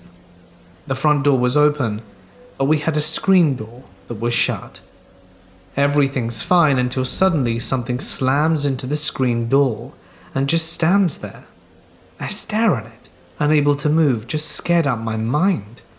It was dark, but there was enough light where I would have been able to see it if it were an animal or something. But it wasn't. I couldn't see anything but the bulge in the screen. I knew it was tall, probably 4 to 6 feet, and it was just standing there. I couldn't see any eyes, but I knew it was watching me. And after what felt like an eternity but was probably mere minutes, it finally backed away and presumably ran. I was frozen in fear. I ran, screaming for my parents who were across the house from me. About a year or two later, I finally realized how dangerous that situation could have been, since the screen door wasn't locked. Whatever that thing was could have just come in and taken me, but it didn't.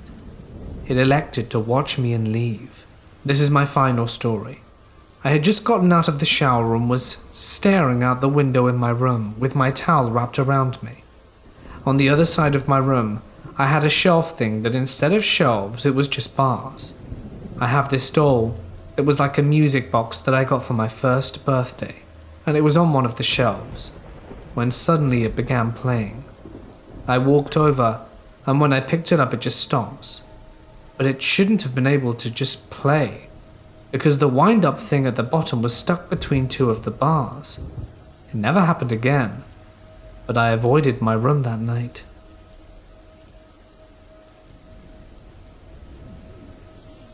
I walked into my mum's bedroom when I was about 8, and when I turned to where I thought she was, there was a woman ghost dressed in 30s-ish clothes, bending over and looking at the wall, as she seemed to be putting an earring in.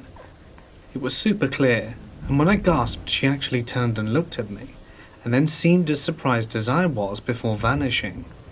I really wondered to this day if that woman 50 years before saw a ghost girl walk in while she was putting on her earrings.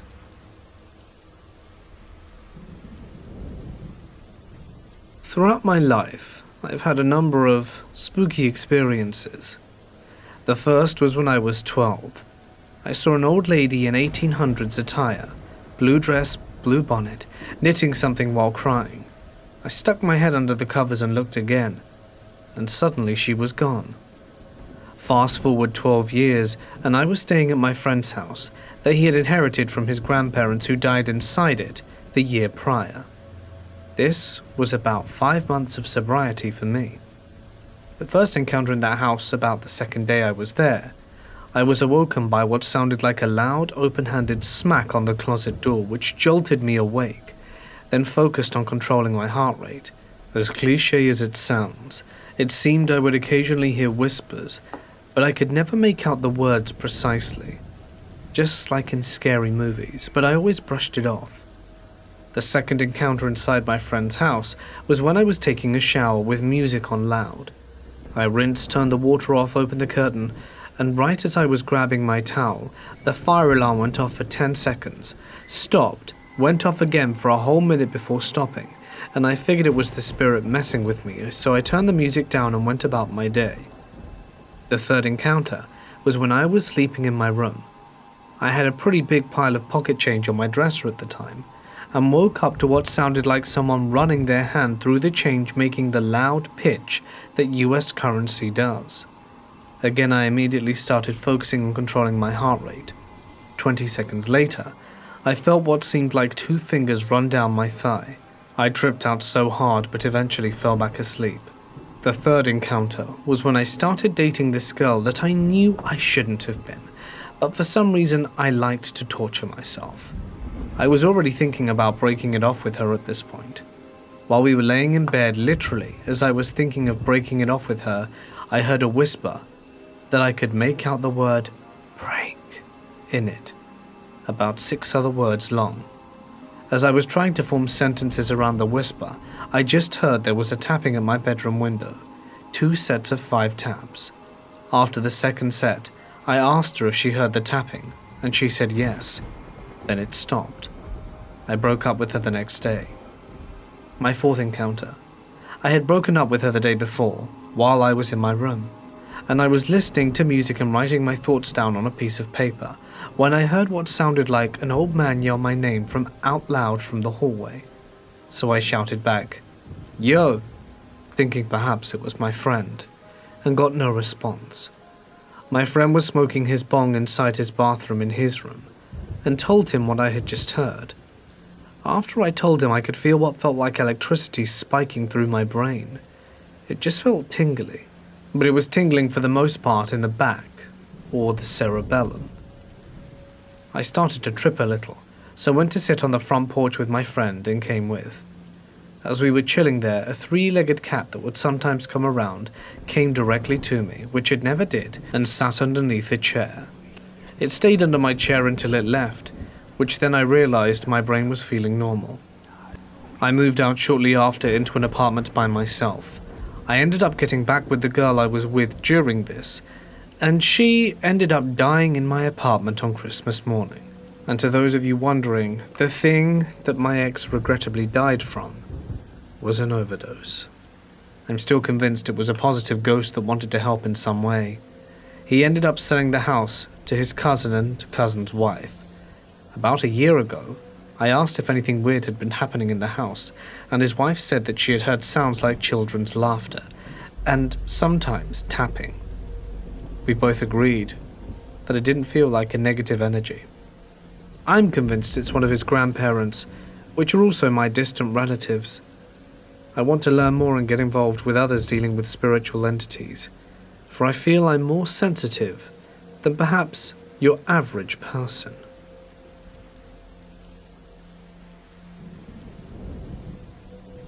Back in 2001, I left for college and my family moved into a house on a lake. My younger siblings were kids at the time, and claimed they would see handprints appear along the wall in the downstairs hallway, so they generally avoided hanging out there. Since I never really lived in the house after college, I completely forgot about it. Fast forward to this past November. COVID-19 is raging, so I flew back home to be with my parents since the bi-level house allowed me to quarantine for 2 weeks downstairs. During my isolation, I started to feel a really deep gratitude that we had this house right now, that allowed me to be with my family safely. I would periodically walk up and down the hallway, placing my hand along the walls and saying a little thank you prayer. It was maybe the third or fourth time I did this, when I suddenly remembered the story of the handprints from years ago. Pretty interstellar, if you ask me.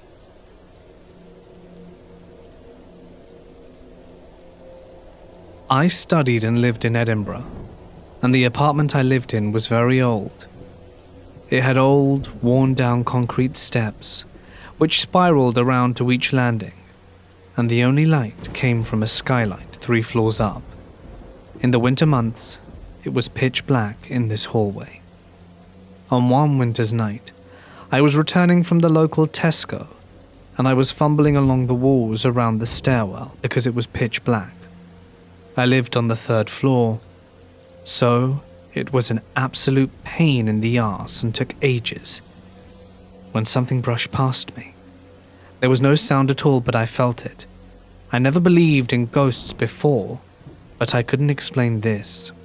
Something definitely brushed past me and set me off balance. It completely freaked me out. Anyway, I made it to my flat eventually, and all was well, and I quickly forgot about the whole incident. 1 month later, I leave Edinburgh. I switch on the news one evening while eating my dinner, and had the biggest shock of my life. There was a dead body found in the flat directly opposite mine. Same hallway, 3 feet. Now you're probably thinking, no big deal, yeah? Dead bodies are found all the time.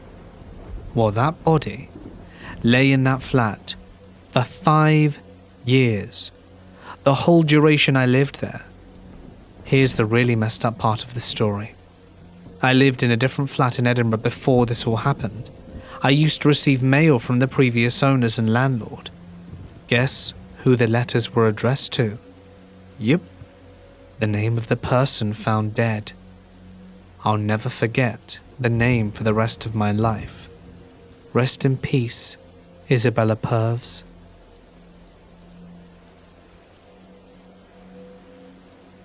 I have had to deal with shadow people for a while. My first encounter was before I was 9. My siblings and I shared a room in my 2-bedroom house. My bed was on the lower bunk, the head of which gave me a pretty good view into the hall. I wake up feeling like someone was watching me. I checked the window and kind of just mull around for a bit. I turned over and saw in the frame of the door a dark, shadowy silhouette of a woman. I could see the hall behind it, but her colour was that of like when you've fallen asleep, turn on a light, and then turn it off. That weird, flickering collage of colour and texture. I called out, "Mum?" and I didn't get a response. After a while of just standing there watching me, it left. It didn't feel sinister or good, just creepy and out of place. The next encounter was probably around the age of 11 or 12 at my grandparents' house. I decided to stay in a room I'd never slept in before. It never felt right to me, so I kind of avoided it. The sound was different in the room, kind of made my ears feel like they were pressurized. I go to sleep and feel the same creepy, someone's watching me feeling. I check the window. I've never been afraid of the dark, or frightened by things in the closet or under the bed. But that night, I was. I checked both multiple times.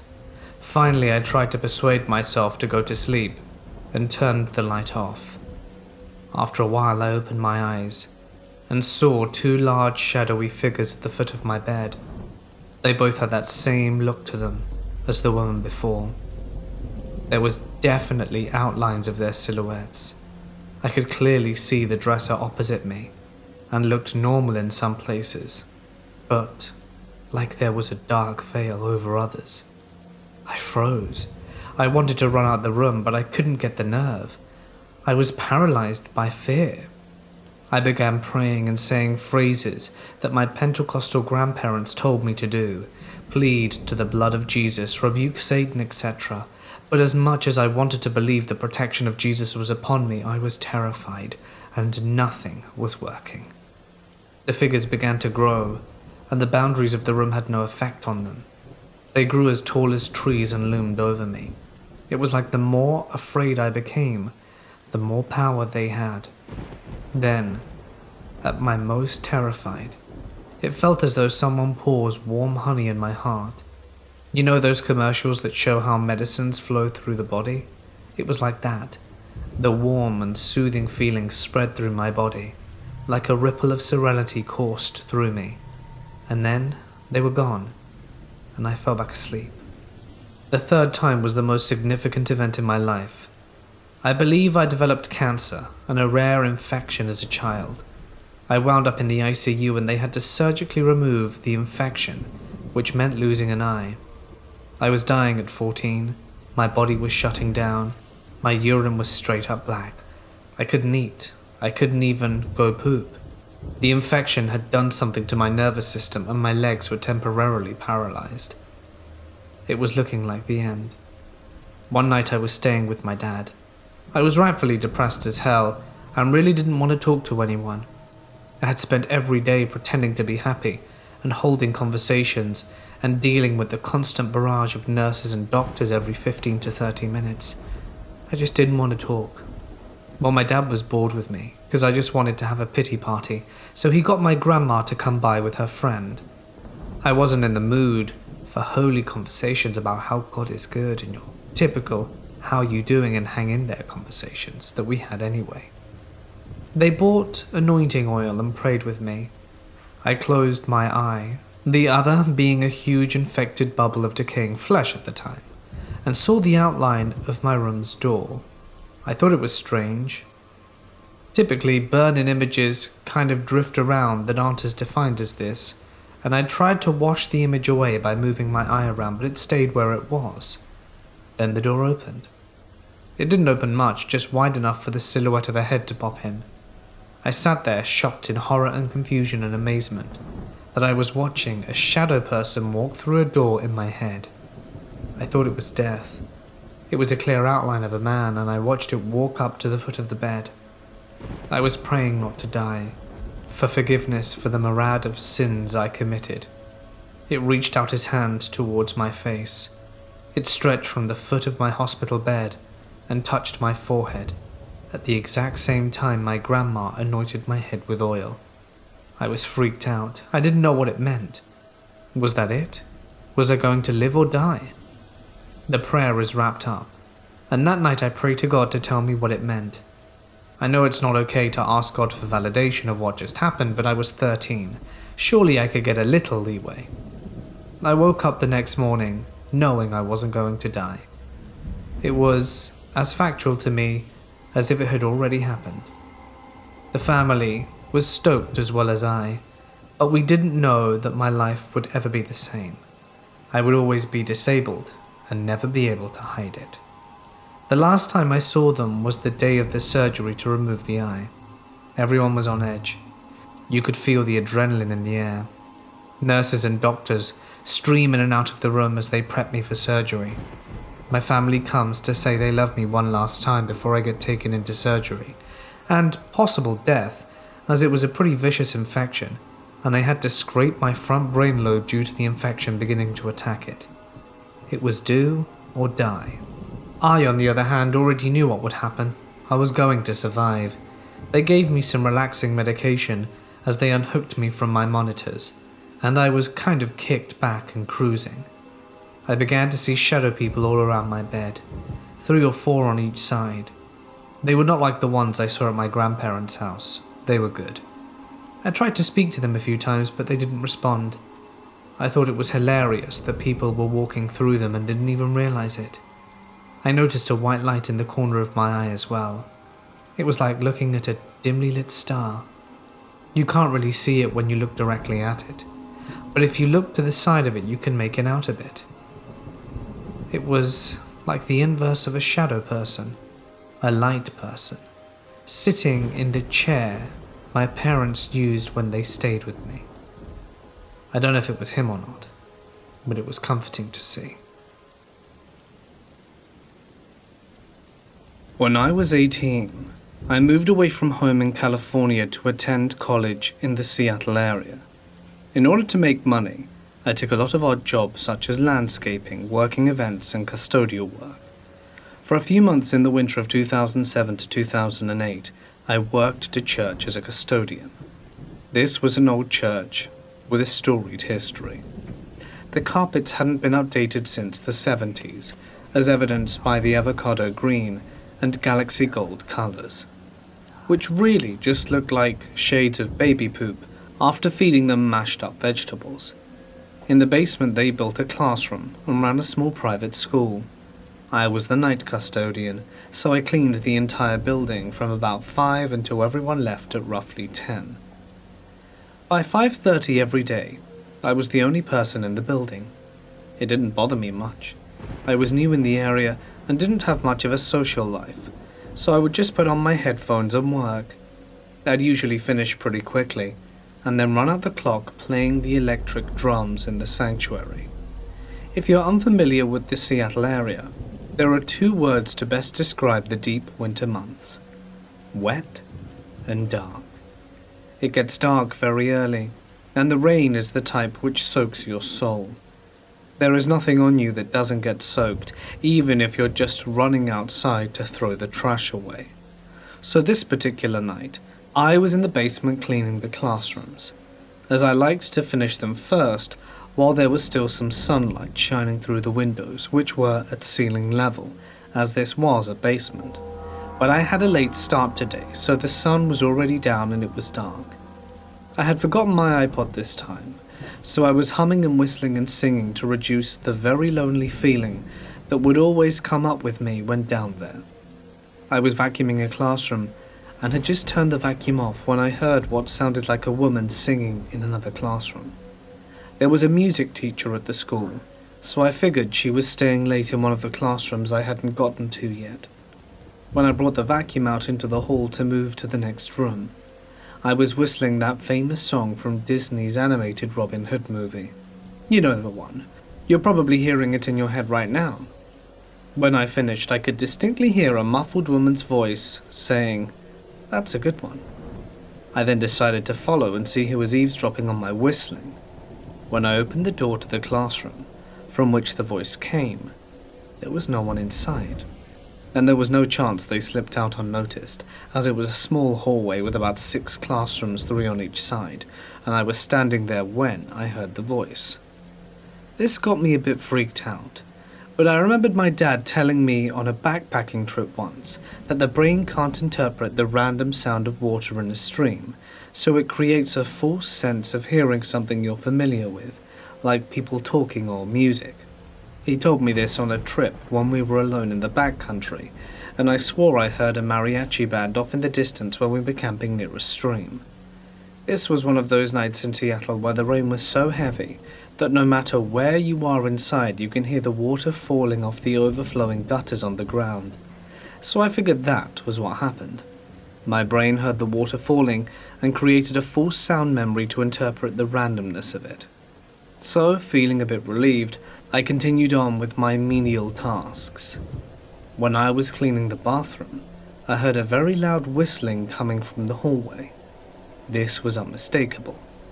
There was no false sound memory at work this time. The hairs on my neck quickly stiffened, and I rose slowly, almost like I was paralyzed with fear. I had a co-worker who split the week work with me, so we were there together for part of one of our shifts. I figured he must have used his key to get in on his night off to prank me. I came out of the bathroom into the hallway and said, "Hey, Isaac, is that you?" And just as soon as the words left my mouth, I heard a woman's voice, clear as day, say, "It's me, silly," as if she was mere feet away. But there was no one there. I promptly noped the heck out, leaving the classrooms uncleaned and the vacuum still in the hallway. I called Isaac to make sure he wasn't somehow pranking me, and he said he was in his dorm room, and I could hear our dorm mates in the background, so I knew he was telling the truth. I told him to come pick me up since I didn't have a car, and a ghost was trying to murder me. He came and bought me some booze to calm my nerves, which I was thankful for. He told me I was just feeling spooked because of the nature of the building at night, and being alone in it. I told him if he helped me finish cleaning tonight so that I wouldn't get fired for leaving, he could see for himself. So he worked on finishing the top floor, which took all of half hour. We drank a little more and headed down to the basement with warm bellies, ready to face the poltergeist. It was silent in there except for the rain flowing out from the gutters outside. We split up and were doing different classrooms. I purposefully sent him to the one where I heard the voice earlier, and about 30 seconds after he came flying out of the classroom saying we had to leave right now. I asked him what he heard, and he told me he felt a cold hand grasp his shoulder when he was looking at some of the children's artwork on the wall. This was enough for me. We hauled ass out of there and quit the next day. When the boss asked us why, we told him what happened. He told us he had video evidence of us drinking on the job, which we overlooked as there were a few cameras in certain areas, and that he was going to fire us anyway. I told him good luck with the ghosts and to maybe have a priest come and exorcise the place, albeit sarcastically. That was the last time I ever worked a custodial job where I had to be alone at night.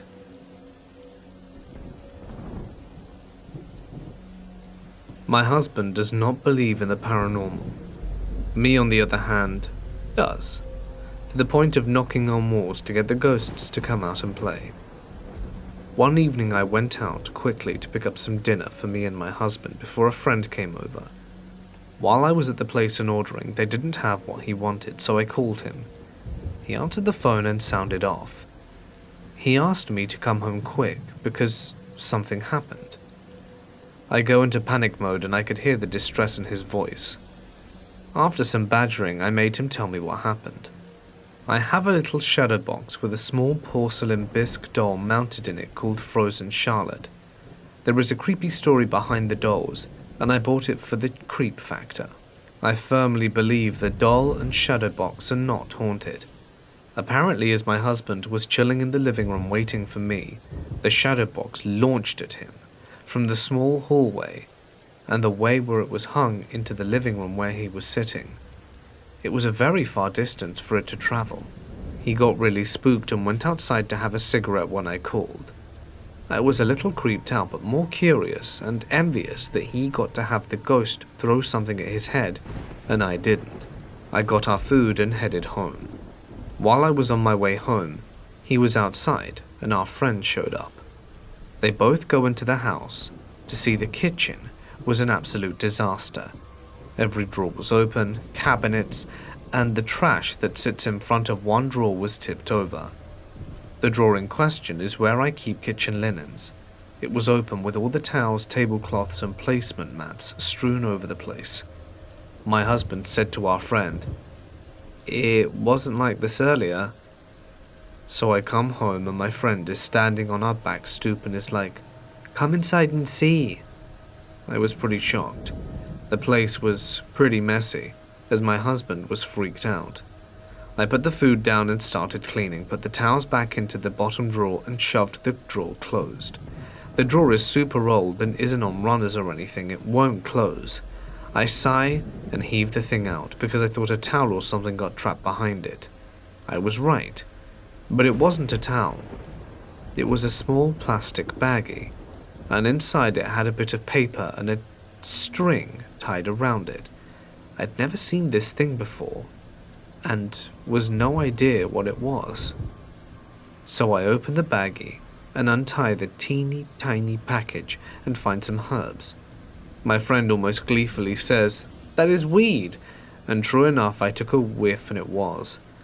The paper looked like a tea bag, as the string the whole thing package was wrapped up in, and it looked like a tea bag string. The amount of weed could have covered a nickel, so it wasn't much.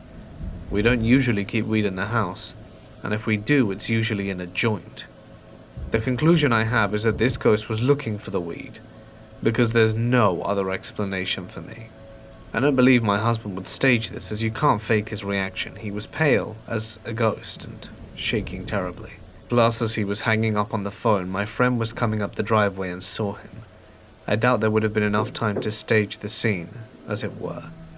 We haven't had any other things happen like that, with the exception of the ghost that lives in the bathroom. But that is a story for another day.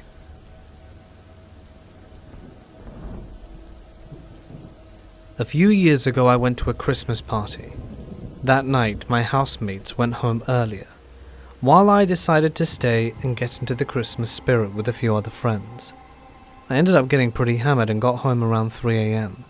But instead of going straight to bed, I got another beer inside and went out to the back porch to have a smoke and look at the stars. I was outside a few minutes when I see a light go on in the kitchen. My housemate comes out and looks at me out the back. I wave and generally look like a drunk idiot. I thought he was going to come out and get a debrief on the rest of the evening, as there were some good laughs we had irrelevant to the story. Anyway, he just gets a glass of water and goes to bed. I finish my beer and join him.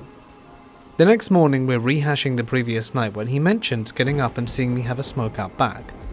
Who came back from the party with you? I give him a sideways look and reply, "No one, dude, I was out there alone."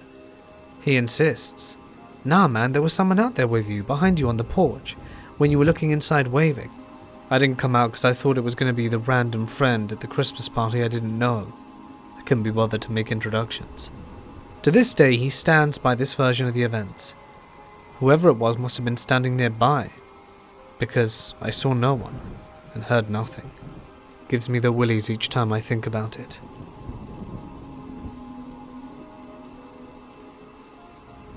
I had a black cat called Casper. We adopted her after she ran away from the previous owners. She was missing for days before the previous owners found her in the bushes, skittish and frightened. After carrying her home, the owners discovered she was allergic to cats, when her arm broke out with rashes. The call for a new home came and was answered by my animal-loving family. For ages, she was too scared to come near anyone, totally adverse to being petted. Eventually, she turned into a total sook, never missing the chance to jump on you and lie with you. We loved her, and I loved her heaps. You could feel genuine affection out of that one. Then one day, she lost the use of her back legs. Not long after she passed away. I was having a rough time then, and she was a big comforter. Point is, me and my parents were sad. A few days after, I'm sitting on my front steps having a smoke, and I hear a meowing sound identical to Casper. I look out front, and there at the gate was a cat meowing at me that looked just like her. I went over and it ran away. I looked down the street, and it was gone. I mentioned it to my parents, and they both said they had the same thing happen to each of them separately, which was a surprise to them too. Now, it could have just been a coincidentally similar cat from the neighborhood, but it only happened once to each of us, and then it was never seen again. Plenty of room for more rational explanations, but I choose to think that Casper says thanks before snuggling onto that big belly in the sky.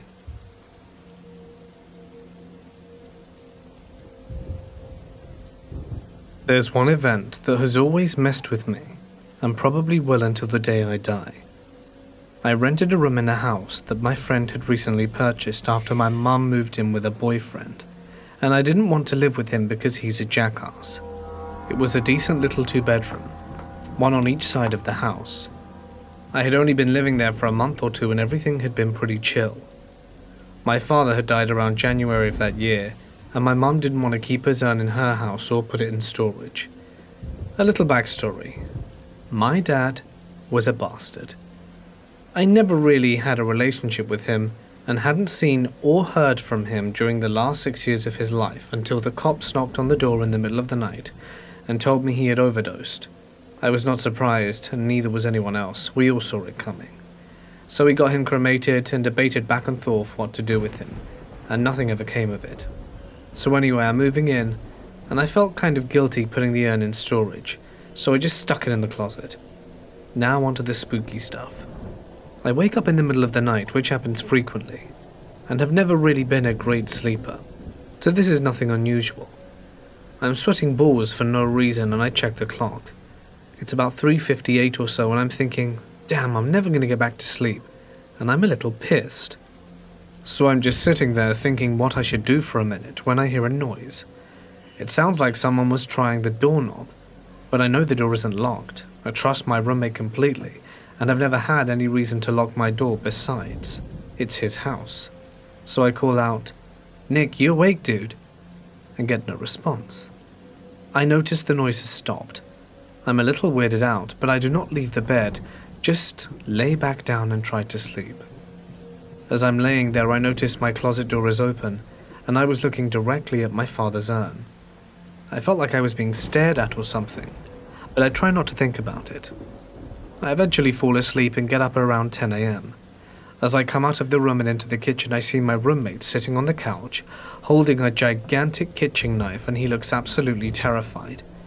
He looks at me like the devil himself just walked out of my room. He literally jumps off the couch and screams, "What's wrong with you? Are you trying to kill me?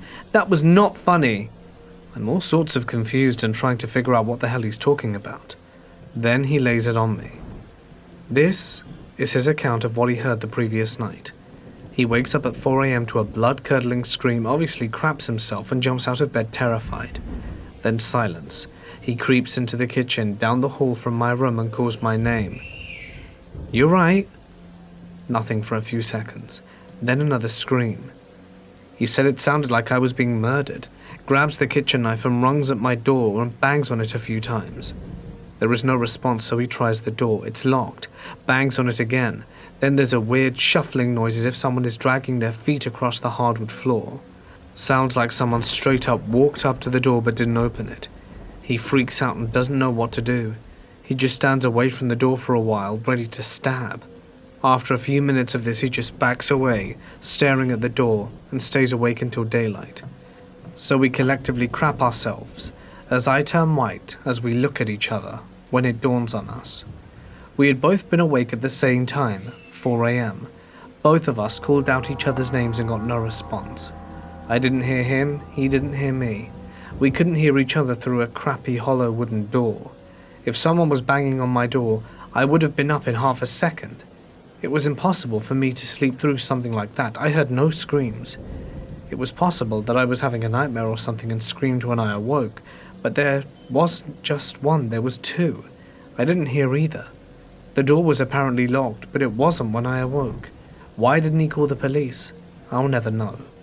His family is Greek and very superstitious, so he had the local priest or whatever they call them bless the house. I'm not much of a believer in ghosts and stuff, but after a while I put the old man's ashes into storage, and nothing weird has happened before or since. We never found an explanation for this, other than maybe my dad's ghost came back to scare me.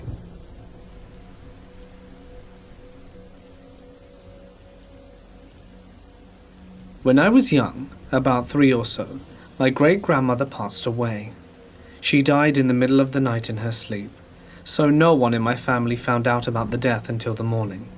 However, in the middle of the night she died, my mother came in to check up on us to make sure I was sleeping. She found me sitting in my bed staring into the corner of the room. When she asked me what was wrong, I said that there was a lady in the corner of the room. My mum told me that nothing was there, but I kept insisting there was a lady standing in the corner of my room watching me when I tried to sleep. This obviously freaked my mum out, and she kept coming in to check on me every hour or so. We found out in the morning that my great-grandmother died, and my family believes that the lady I saw standing in the corner of the room was her, saying her last goodbyes to me before she passed on. In 2009, my cousin died. I remember that night like a movie scene. I woke up at 3 a.m. because I heard my father crying desperately. Some relatives told him about my cousin's death after falling from an apartment after a drink party. I didn't know how to react that night. We were just sad about it.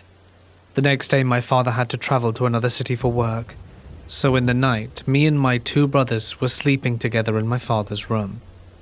The interesting thing is that we were all pretending to sleep that night. Suddenly I hear some footsteps near the room. The door was closed. Me being the youngest brother, just hugged my big bro because I was so afraid. That's when I realized he heard it too. He said, "Did you hear that?" I couldn't say anything, I just stayed quiet. And then the freaking door opens by itself, but in a really gentle way, like a person did it, and see nothing but dark. In that moment, my big brother of 15 stands up and looks for a knife or something in that room. We were scared because we thought it was a robber, but we didn't find any. There were no more noises and all the other doors were closed. We still remember that night, and think it was our cousin visiting us, one final goodbye. Just the way the door opened was so unnatural.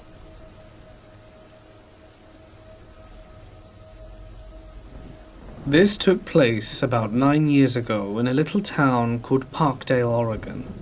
At the time I lived in an 100-year-old cottage with gardens in the middle of town, a population of roughly 50 people. The house was a classic red gingerbread house with a massive view of Mount Hood and really cool gardens. The bathrooms had an enormous clawfoot tub and had been a mortuary tub, really long to accommodate stiff dead bodies. My grandmother loved soaking in the tub. We co-rented the place with a mentally unstable person. We knew they were unstable, but we didn't know they were dark, who probably brought the toxic spirits into the house with them, because they have had a lot of bad luck in their family, including their dad jumping out of a window because he believed he was being chased by witches, and the sudden death of their brother and so on. But here's the story. I was sleeping in my bed, and at around 3 a.m. I was awoken by a glowing light. I opened my eyes, turned my head, and there in the middle of the room was a little man about 3 feet tall wearing a little jumpsuit. Description: blue suit with white stripes.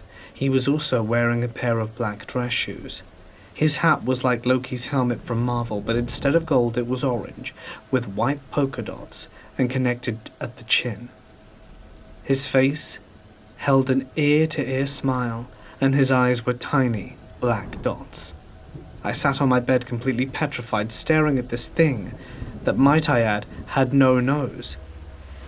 He stood there staring at my mum. I called out to her, who said, "Oh my God," in her sleep. After a while, I finally returned to slumber. The next morning I told my mum about it, who didn't believe me. My grandmother did, and she had drawn him several times. She loved the experience and had me retell it countless times. She also constantly lost her car keys, sunglasses, and had her wallet hidden multiple times by the entity in the house every time she'd come to visit me.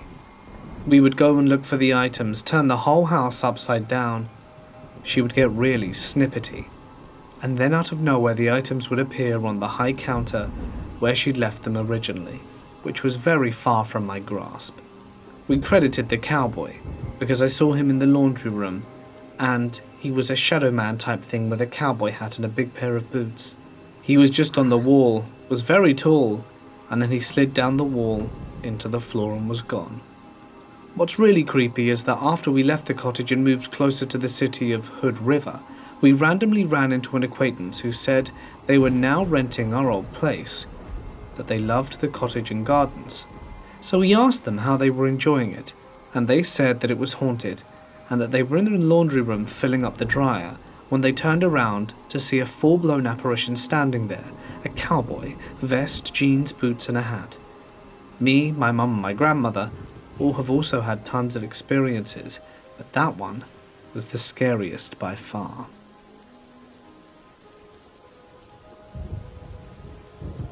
My dad had this habit of knocking his fingers on the wall in our hallway as he walked by, and he had a crackly toe.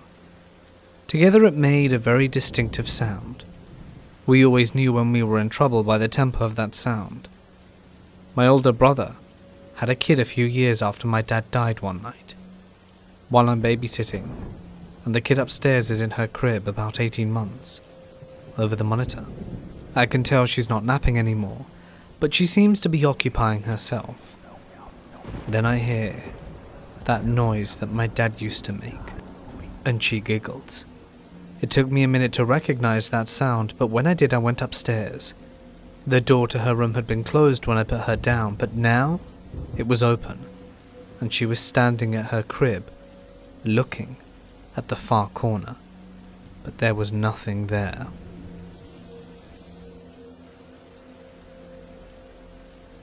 My mum had to put her dog down of 16 years a few years ago. They were absolutely inseparable. They went everywhere together and relied on each other through tough times. It was really hard on my mum, so I came down to visit her and spent some time with her over a few days. My mum was at work until 10 p.m. that night, and I left the house to go pick up something and eat for dinner. I came back in the house at around 8 and stepped into the kitchen. I flick the light on over the sink and start washing some dirty dishes before my mum comes home. All the other lights in the house were off, but we always kept our house locked up as well. As I'm washing dishes, I hear a dog whimper clear as day. I even think to myself, oh, maybe he's hungry or wet. The last year of his life, her dog's health had deteriorated to where he was basically bound in his doggy bed and had to be fed soft food by hand. He was also incontinent and had to be cleaned up regularly. And I tell myself I should go check on him. And that's when it dawns on me that he's dead. I turn off the tap and look back to the living room, and again I just hear it, like he used to. But this time it was softer. I turn on all the lights and look around the house for the source of the sound but find nothing. The next day, I hear the sound of his dog nails clicking on the hard wood. There's no dog in the house. At this point, I'm in a high state of denial. I can't tell my mum about what I'm experiencing because I don't want her falling into a weeping mess. She's experienced a lot of guilt and sadness about having to put him down. So the last night I was there, we were in her bedroom talking. She turns out the light to say she's going to sleep, and I'm lying on the bed and put my head down and tell her I'll go to the sofa in a sec. There's a lull in the conversation for a few seconds, and then a whimper as clear as day. She shoots up in bed and turns on the light and says, "Did you hear that?" and looks as though she's on the verge of tears. I sit up and say, "Yeah, sorry, I yawned." I get up and leave. I don't especially believe in ghosts, but this is a situation I cannot explain.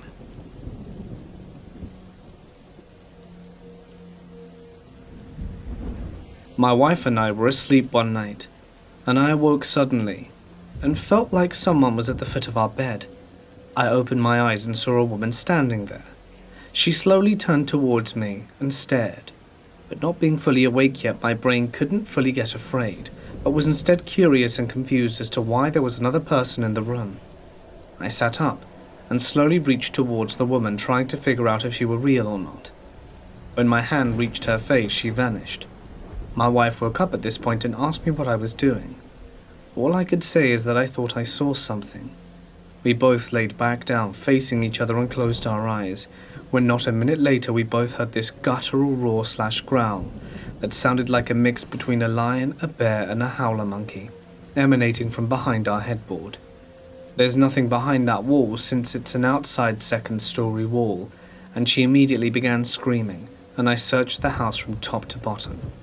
We never found out what made that noise, and it took us a long time before we could sleep in our bedroom again.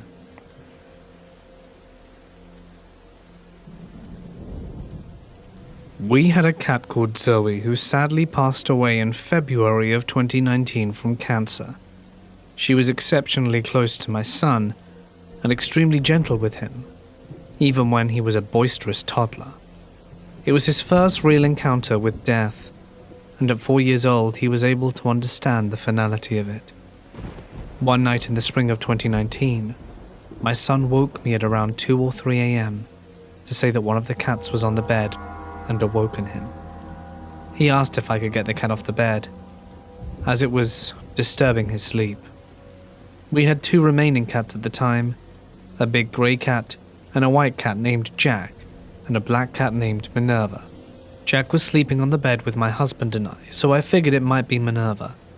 As I came down to my son's bedroom, not only did I see Minerva sleeping on the couch, but I also discovered that his door was closed. both cats accounted for.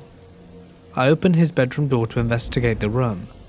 For what, I'm not sure, seeing as both cats I'd already seen. I explained to my son that his door was closed and both cats were outside his room. Was he certain he saw the cat? He said yes, that she was right at the foot of his bed, but he didn't see her anymore.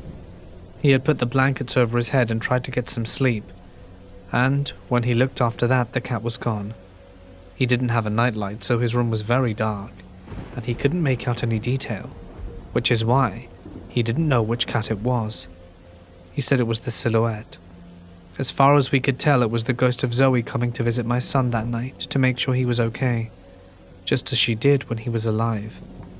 He feels guilty he didn't give her a more enthusiastic response, but since he didn't know it was one of our existing cats, he didn't know to. To this day, he says he hopes that she comes to visit again, so perhaps he can interact with her and let her know how much she is missed.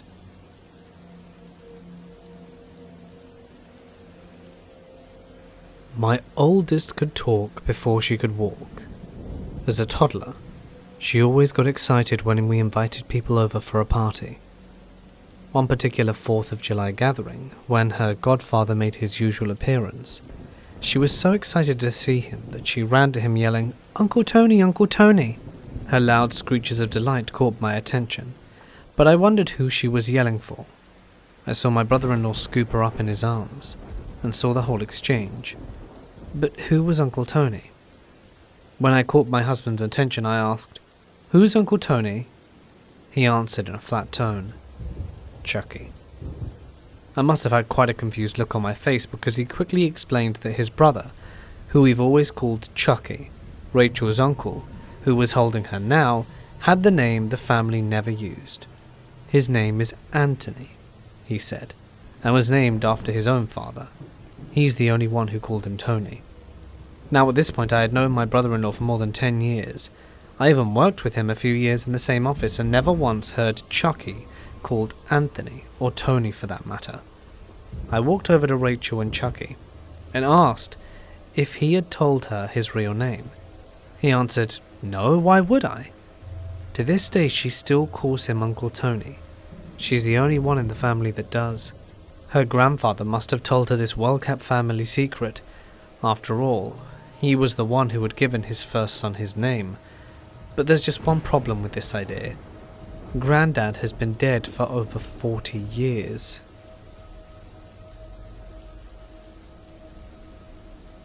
My uncle took his own life before I was born.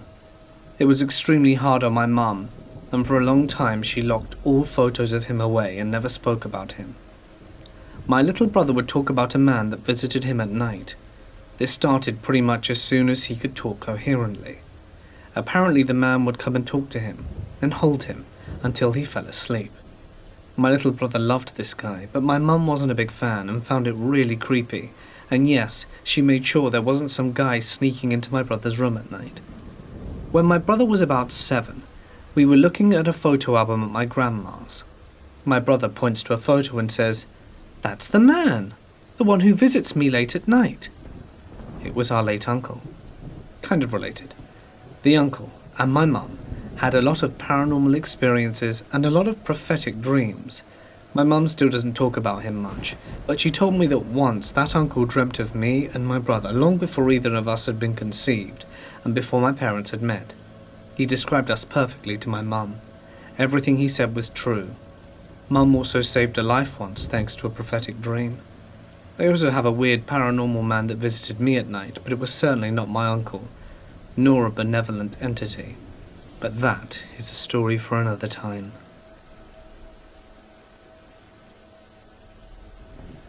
I live in a very rural area. The neighbours to my right are a quarter of a mile away and are Mennonite.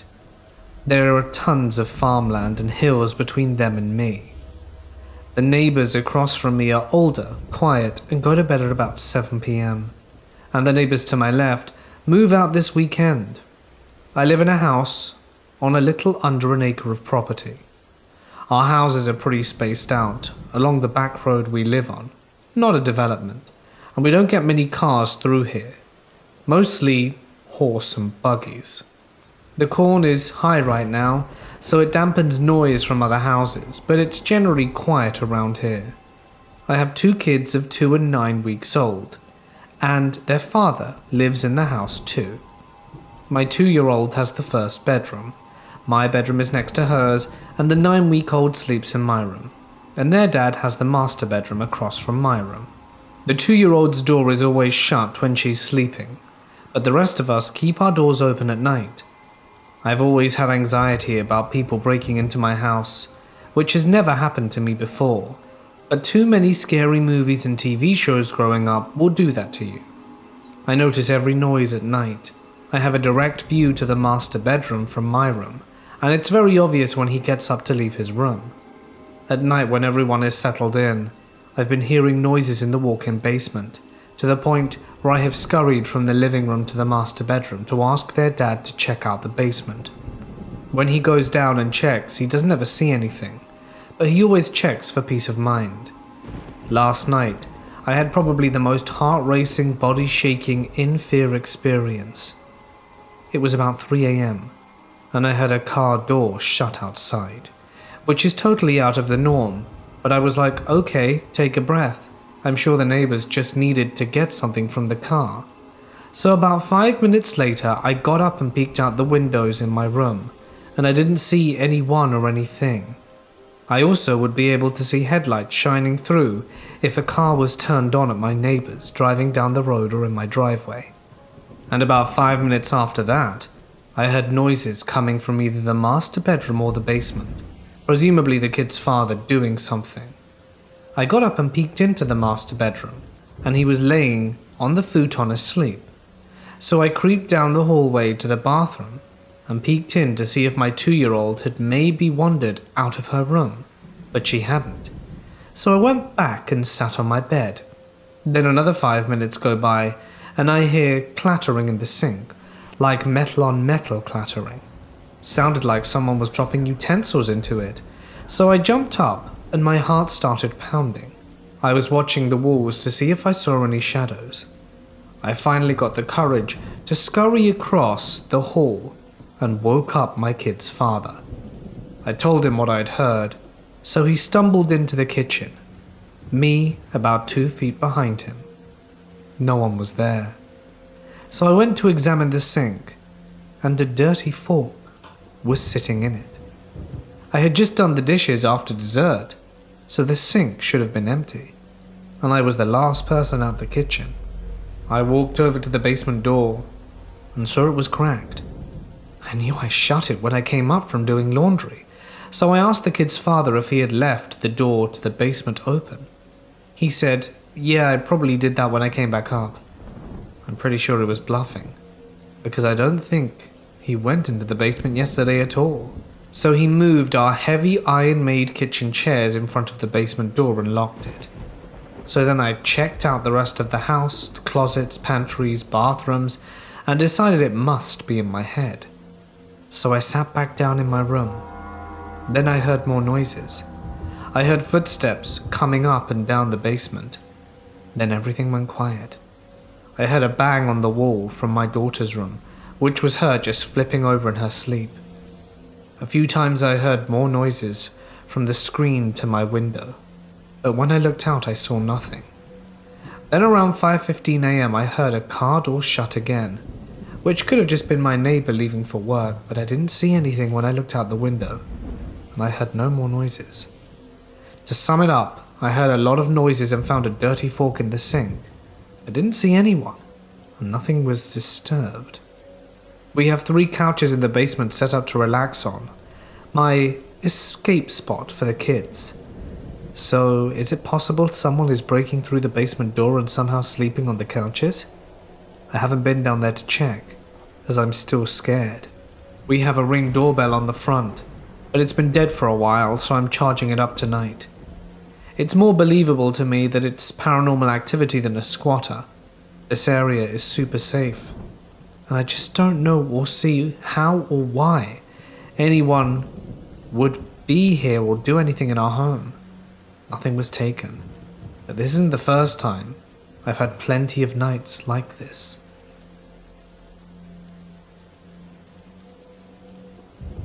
My old house in New Brunswick, New Jersey was haunted by the spirit of an old Italian woman.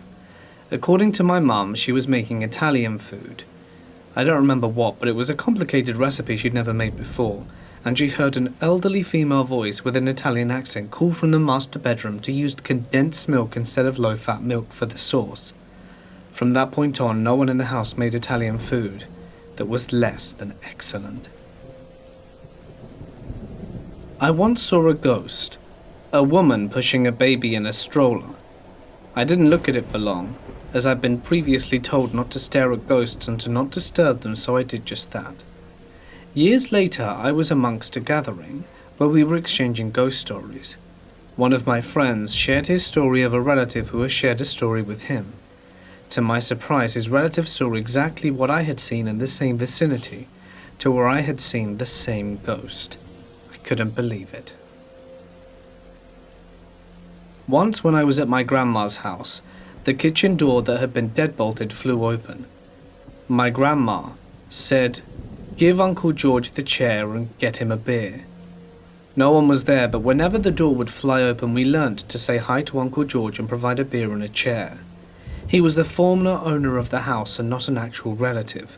He liked to visit when there was a lot of people and fun, and playing cards. I was out back at my friend's having a few beers, and I went inside to use his bathroom. I am sober at this point. Well, I turned the corner to the hallway to his bathroom, and there stood an older woman in all white with a walker, like the stereotypical ghost pale white. We made eye contact, and the reptile part of my brain just went, "Oh hey, his grandma's here. We should leave a B&P outside."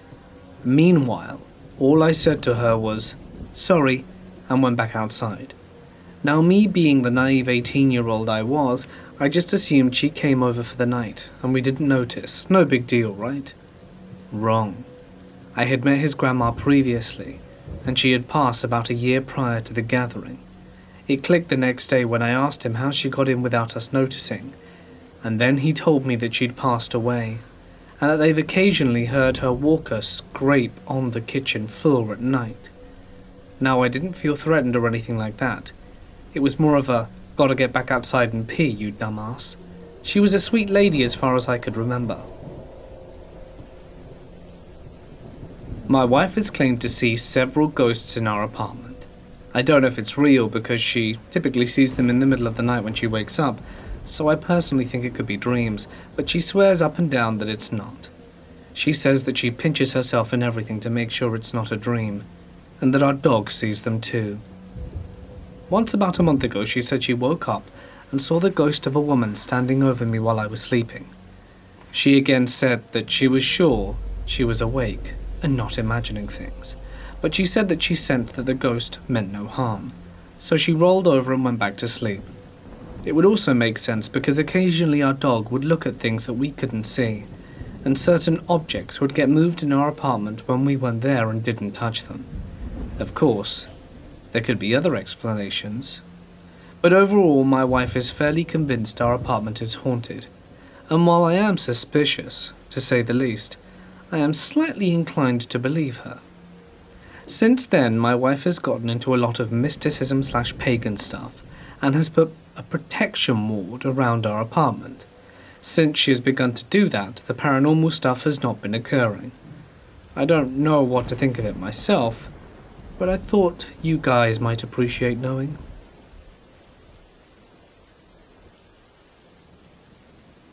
Where I live, there's a haunted trail.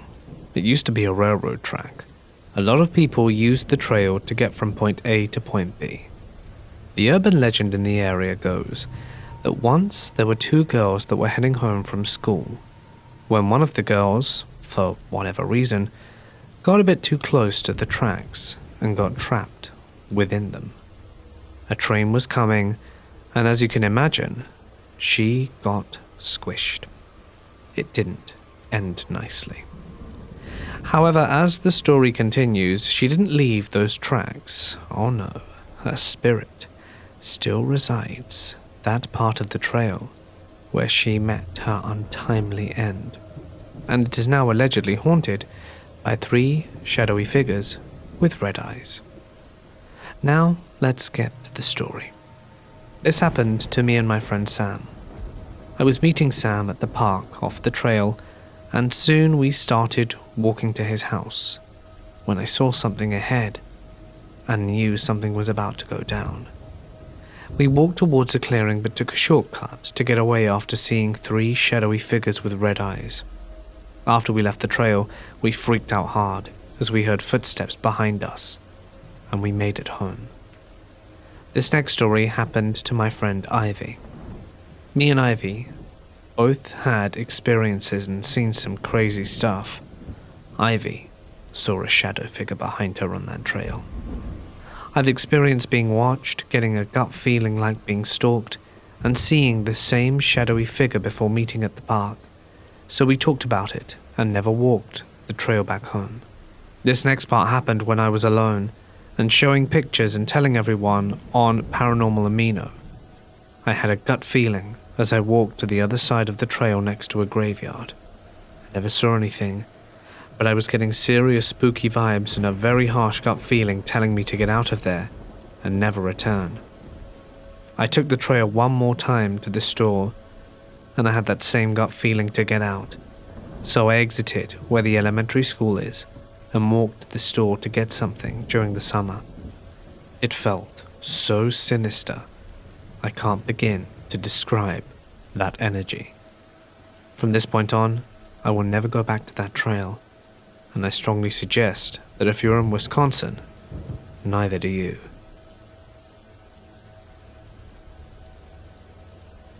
I've had a few creepy things happen to me. At the time, my ex and our son had just moved into a house, fairly old but nice overall. My sister and her boyfriend at the time also moved in, as at the time they needed an in-between home until they found their own place. The first odd thing we noticed was in my son's room. There was what looked like a child's painting of a sunflower with a name above it, which we thought was odd, because wouldn't that get painted over before new people moved in? Wasn't sure about the fundamentals of all that, so for the time being it wasn't bothering us, so we left it. Everything was fine for a while, but then a series of odd events began to occur. The first thing we noticed was on an afternoon when my girlfriend and I had the house to ourselves. We were laying down in bed preparing to take an afternoon nap when we heard the unmistakable sound of the pitter-patter from a child running through the hallway. Now, if you're a parent, I guarantee the sound is unmistakable when you hear it. We both looked at each other in surprise without saying a word, and we both recognized that the sound was exactly what we thought it was. I looked through the house. Nothing. The next incident was even odder. My son and I loved to watch Regular Show all through his early years. My son is around 3 during these events. I mean, we watched it all the time. It was our go-to show. I loved Pops, and so did my son. We even had a stuffed Benson doll. Well, one night we were all asleep. I had my PC and monitor close to the bed, when all of a sudden, without the monitor turning on at all, Regular Show just kicks on full blast in the middle of the night. Now, if you own a computer and understand that even if the show had opened up ready to go, if I'd have hit spacebar or something to unpause it in the monitor, it would at least turn on. If the PC was on sleep mode, which it was. However, none of the above were applicable, and yet the show was still turned on at max volume. I groggily get up confused, start messing with the computer until the screen isn't turning on, and suddenly it just stops with no explanation. And finally, the weirdest thing of all.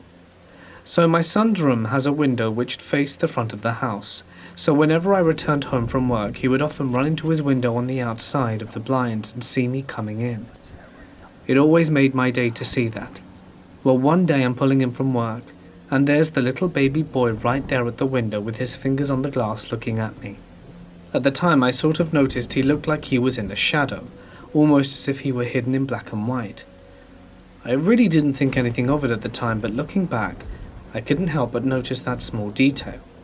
So I walk into the house and my sister's boyfriend is there. I ask how my son's been, and he looks at me confused and says that he's with my sister at the park with my girlfriend. I look at him confused and say I just saw him at the window. I walk into his room and there's no one there, but I knew I had just seen him. or at least I had seen a child there looking at me. It really stuck out with me.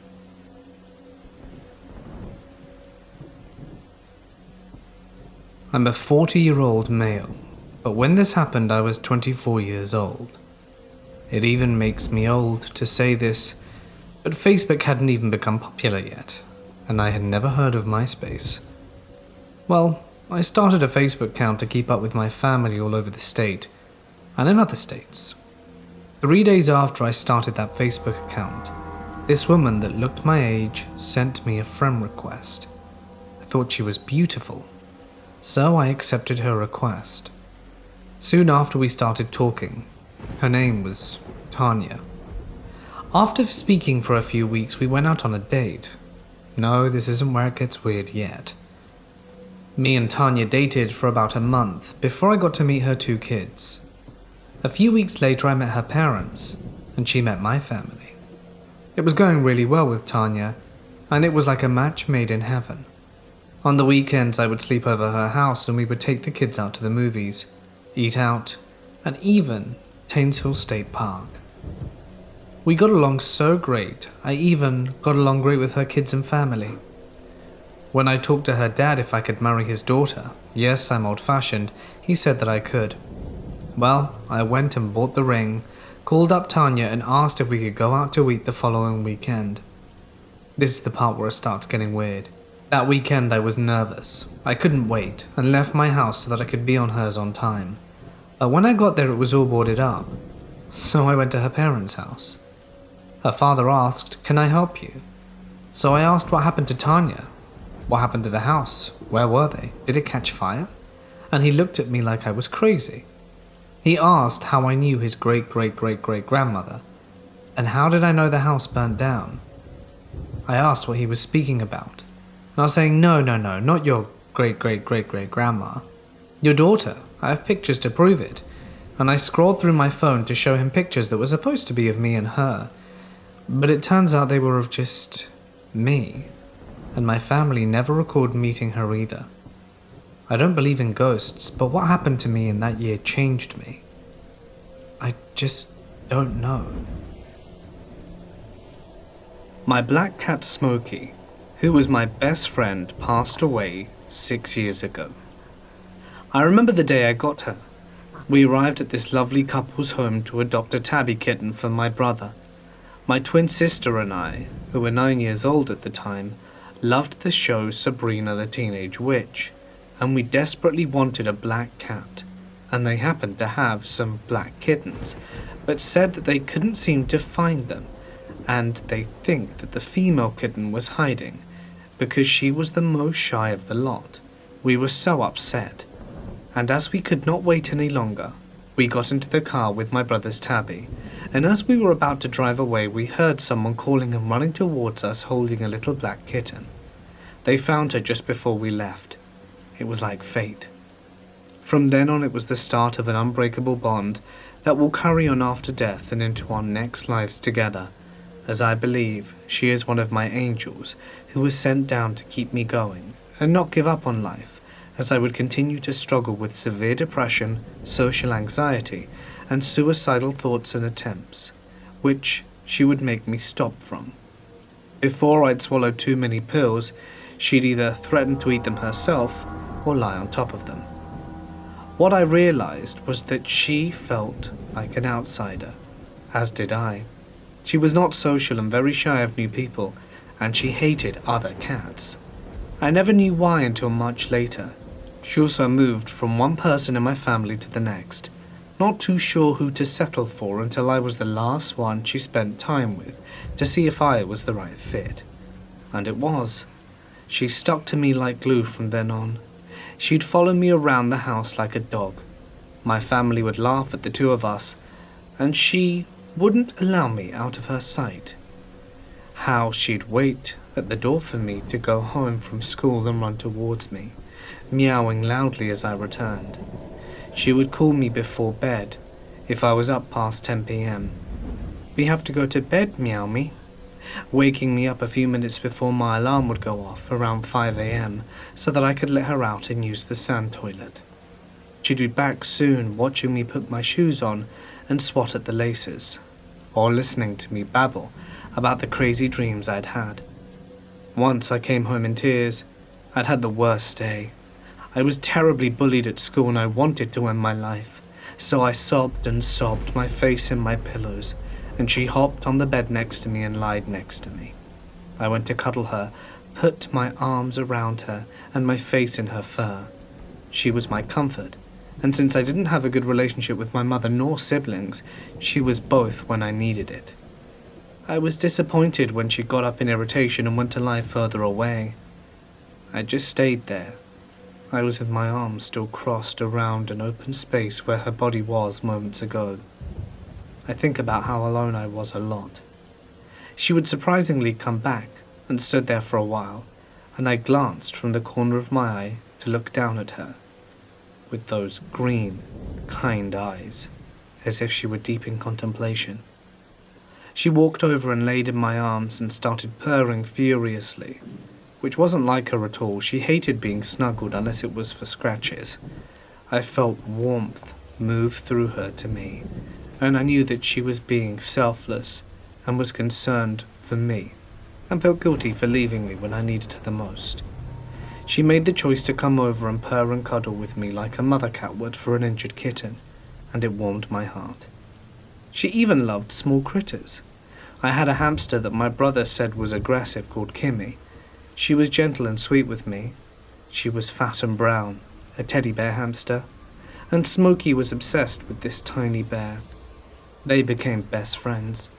Kimmy wasn't like other hamsters. There was knowing to her. She was playful and silly. It was winter. I told her I was going to go to bed and stroked her. She was weak and old at this point. She fell over, and it broke my heart, but I knew she was old and had arthritis at this point. I carried her to bed, planning to take her to the vet in the morning. She was fine the whole day until now, and we cuddled as we normally did, and in the morning she woke me up as she usually did too. I got up and felt something was different. I went to let her out. Just before she walked away, I knelt down and stroked her and asked if she was okay. I was worried about her and told her it's too cold to go out now and that she should hurry back to bed. When she left, I checked my phone. 3 a.m., much earlier than usual. I felt sadness and concern as I got back under the covers. I waited until that evening, not able to sleep. She still never returned, and then I knew. I went outside and called and called and called. The neighbors came out and asked if I'd like to help, and she hugged me and told me that she was sorry. She knew we loved each other very much and said how sad it must be. I knew she wouldn't be coming home. I cried on her shoulder because I didn't get to say a proper goodbye. As some of you may know, some cats like to leave when they know they're dying. I believe lions do this too. They like to go die alone and in peace. After we walked around for another hour calling, I went home. My fears realized. She never came home for a whole week. I looked everywhere and occasionally looking in the cupboards as she loved to sleep there. I was torn up and thought that I never got to say goodbye, and was very upset by it. We'd been together for so many years. She'd watched me grow into a young adult, saved my life more than she knew, and I missed her every day and didn't stop crying at night thinking of her. Then it happened. I went to bed. I closed my window and my bedroom door and switched off the light and got in bed. I had literally just laid down and put my alarm on. Bear in mind that it had probably been a little over half a year since her passing when I closed my eyes, when I immediately felt something jump on the bed. I got a fright. I jumped and sat up and looked around to lay back down, thinking I was imagining things. Then I felt something walk next to my legs, up towards me, and I froze. I was petrified, but not paralyzed. I didn't know if I should look or ignore it. I thought to myself, please don't be a demon. I had seen plenty of shadow people and had scary experiences in my life, and I certainly didn't need more. That's when I felt paws walking on my thighs and onto my chest. Wait. What is this? I squinted and there was a cat figure, whiskers and all. It walked onto my chest, purring. It was Smokey. I could recognize that soft, loving purr anywhere. I looked up, very excited, and then went to touch her, and poof, she was gone. But I felt so much love and joy, and the tears were rolling down my cheeks. It was stupid of me to think that I could touch her, but the fact she chose to visit me in such a physical, vivid way, while I was fully awake, showed the trust we'd always had between us. It was special. I just said, "Thank you. I love you, Smokey." I hope whoever reads or hears this has a pet person / guardian angel to know that they're always there with you and will never leave your side.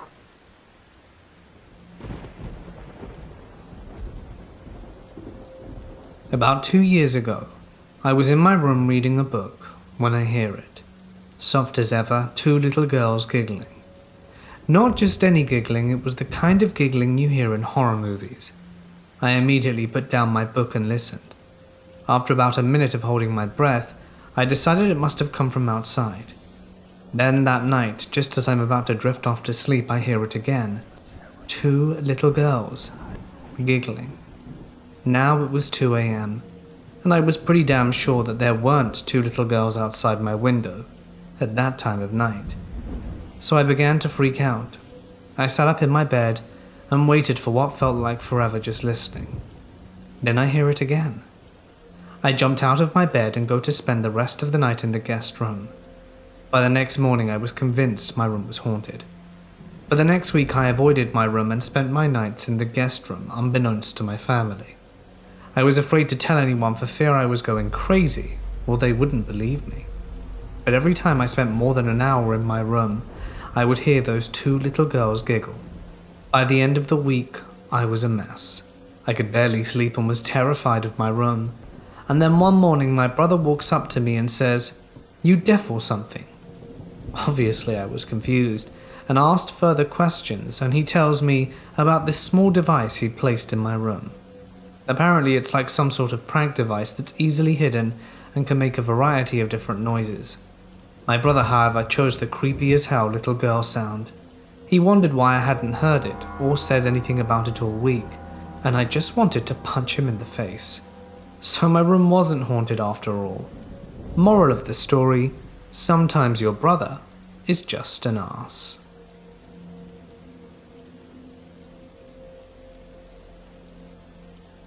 Okay, I think me and my grandma can see spirits. Let me fill you in. It's not all the time and we don't have any family history of psychosis. Some of the creepy things I did as a kid convinced me.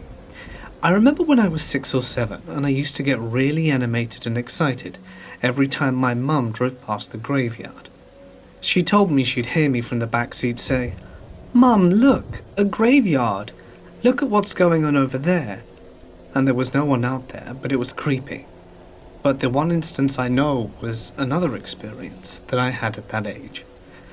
For some southern reason, we went to tour an old plantation including the slave quarters.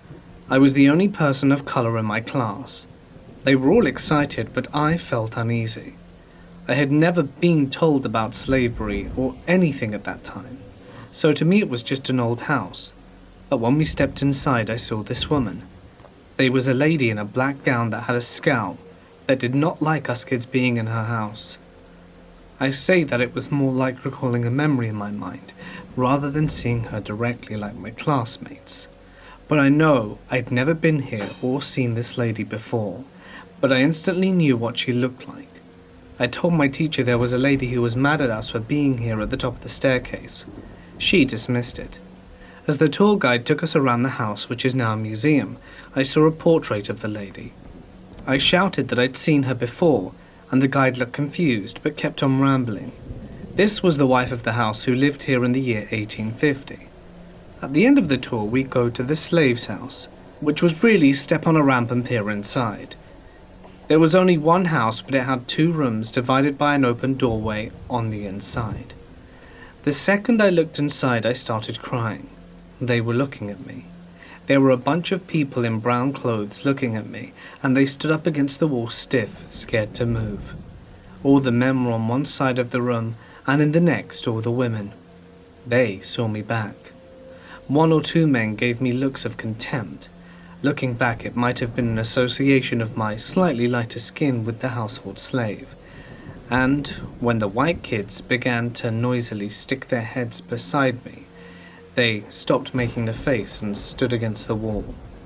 All of their demeanors were a combination of tense hypervigilance, worry, and a mental state you disassociate into when you have a fawn response. They weren't as hostile as the lady in the black dress. I didn't get a vibe that they were dangerous or anything. I just didn't expect to see them there, and they all looked so miserable. I was a mess, and of course, as the only kid of color there, the optics looked bad. So they got me a honey stick from the gift shop to quell me on the ride back to school. When I told my grandma about it, she sat me down and told me about slavery. She didn't say she didn't believe me. She just told me that's what it used to be like. Understanding made me feel a little bit at ease. But that's the moment spirits made a lasting impact on me. I still don't like going into some older buildings, but even if I sense them, they just give off neutral vibes. No one really sad or evil like in the movies, and definitely not like the sad and evil I saw that day.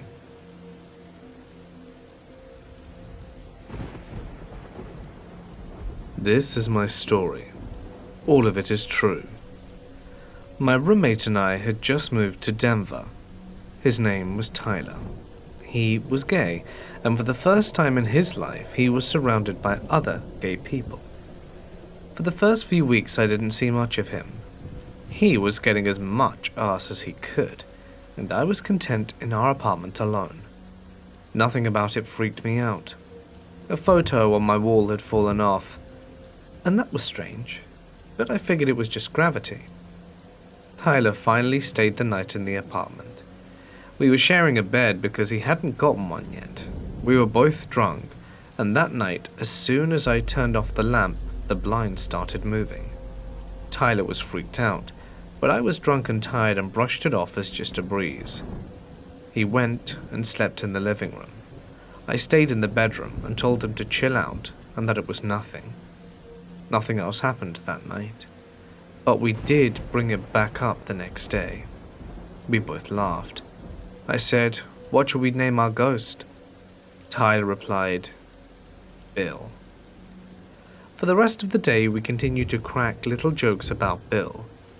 That night, while getting ready into bed and about to turn off the lamp, Tyler whispered, "Bill doesn't like the dark." The blinds immediately started lashing all around. I turned the lamp back on, and we both sat up and just watched. I still wasn't convinced. He made me get out of bed to check where it was coming from because I wasn't scared. I looked for any kind of vent or open window, but nothing made sense. I had a little radio in the windowsill and it had fallen out. I put it back up, climbed back into bed and tried to calm Tyler. Again, I turned the lamp off. Then they started going again. But this time, with far more intensity. We stared, and this time I did get scared. I did what anyone who thinks they may be encountering something did. I tried to talk to it. "Do you want us to leave?" The blinds were still going crazy. At that point I was terrified. I jumped out of bed and packed a quick bag and headed to my childhood friend's house. I didn't sleep that night. I just shuddered in fear. Our next journey would be to try and figure out a way to get rid of Bill. We headed back to the apartment because we needed the internet to find an exorcist. I went into the house, shaking in fear, sitting on the floor in the corner. Tyler called a few churches. We didn't actually get any help. We got really confused responses. Tyler stands up and looks in the kitchen. He covers his mouth and slowly walks backwards. The burners were all of them, on different settings. I ran out the house. Tyler followed suit after turning the burners off. We sat in the car panicking. "We have to call the leasing office and get the hell out of this lease," I said. That was an awkward phone call. The manager didn't believe us and thought we were idiots, but I told her everything stated above. She said that she would look into it and call us back. I left my cigarettes in the house, Tyler cried. But screw that, I wasn't about to go back in there. He talked me into standing by the front door while he grabbed them. All of the water sources were on, every sink and shower in the apartment. I'm hysterical at this point and run to the car. We have to turn the water off, dude. I collected myself and walked to the door again with him. Perfect timing. 2 leasing ladies came down because we were the talk of the office. I asked her to please turn off the water because we were too scared. We all stood inside by the front door and told them the whole story. One of them put her hand over the burner. They're still warm. They didn't make that up. They kind of believed us, but not really. Well, that's not until the maintenance guy encountered Bill. Todd. Apparently after we left, Todd and his co-worker were walking past my apartment. He said he was laughing with them about our story. Right as he walked by, the deadbolt locked. He looked at the other guy, and then he grabbed his keys. No one's supposed to be in there. Bit weird? He knocked on the door for a while, but no one came. So he stuck his set of keys into the door, and it felt like someone was holding the deadbolt shut. He couldn't open it. He tried the balcony door as we were on the first floor, and that wouldn't unlock either. He tried again with the front door, and then it unlocked with ease. After that point, they actually believed us, and allowed us to live in a different apartment. The next day sucked. I had to repack again, but I couldn't stay in the house because I was just terrified to death. I had some guy who wanted to sleep with me move everything for me. We spent the entire day moving, and I laid on the dining room floor with a boy who liked me. It honestly just felt good to be held. I played in his arms, and I watched the blinds slowly close by themselves. I cried. Moving didn't help. We did all of that stuff for nothing, and now I'm in a layout I hate. We continued to try and find a way to get rid of Bill ourselves. That included blacking out every night and mocking it. Ugh, we were so stupid. We bought some more sticker decal to decorate our rooms. He bought a big Paris sticker which he stuck and put on our wall. It ripped off. We put it back up. It peeled right off. I thought it could just be the wall paint because I was trying to think logically like a normal person, and nothing else happened on the first day. But then it escalated. Bill would pound on our bedroom wall from the minute we laid down to about 10 a.m. every night. We'd hardly sleep. I even laid by the wall to make sure it wasn't Tyler messing with me. One night, my upstairs neighbor came down very upset.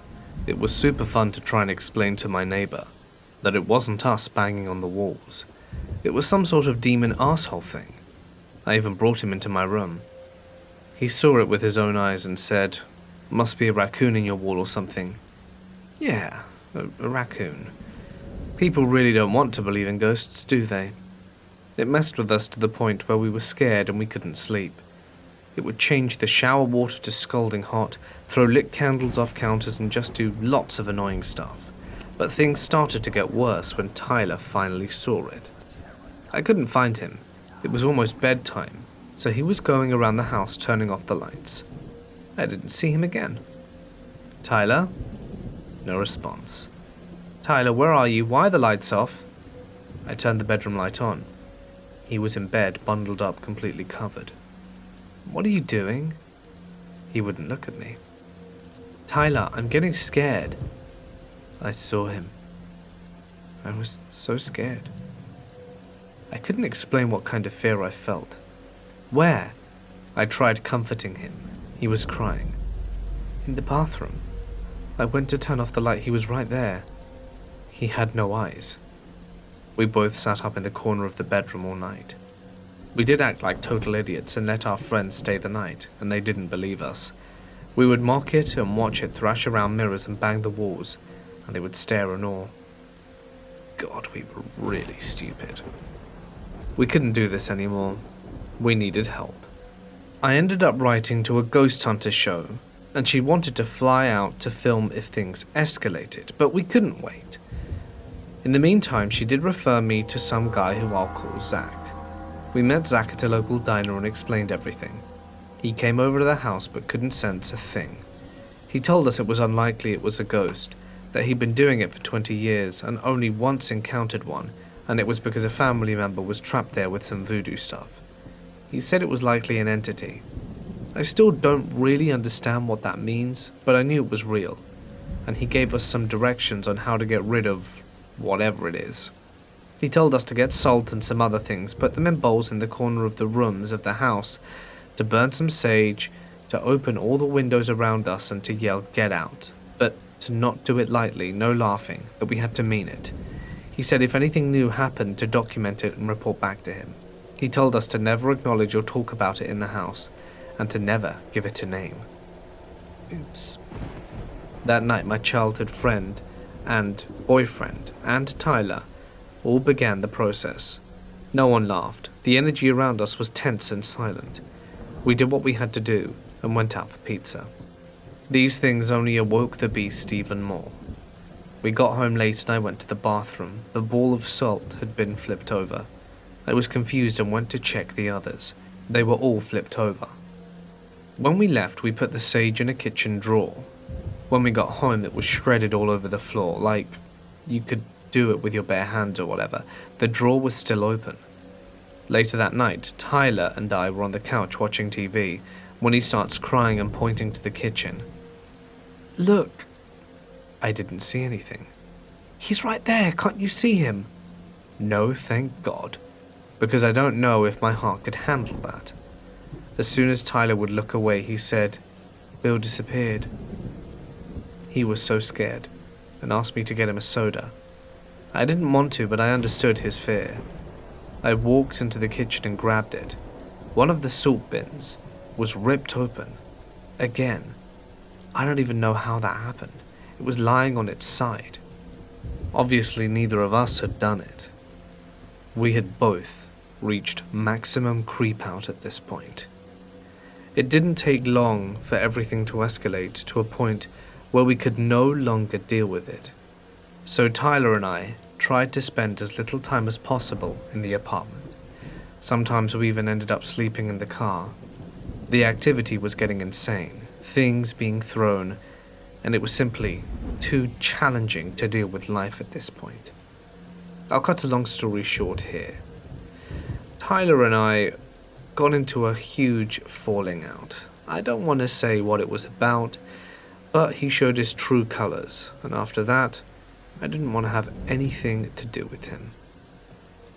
Tyler ended up moving out, and once he did, everything ceased. I can't make this up. It was like a weight had been lifted over me and the apartment. The ambience of it felt completely different. I had a final conversation with Zach, who told me that he was pretty sure that would happen, as he was relatively certain that the entity, whatever it was attached to Tyler. I don't know what happened to Tyler now, but I do have severe PTSD, even just remembering this. It's a bit anticlimactic, really, him leaving and everything stopping, but I am truly so grateful that it did end once he left. I could move on with my life, but I do have quite severe PTSD. I can't even watch scary stories anymore, and can't sleep without a nightlight.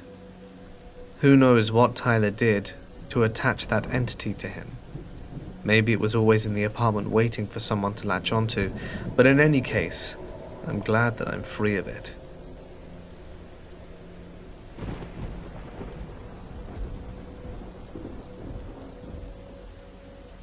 Ghosts, spirits, and other bodiless entities have been an interest of mine since childhood.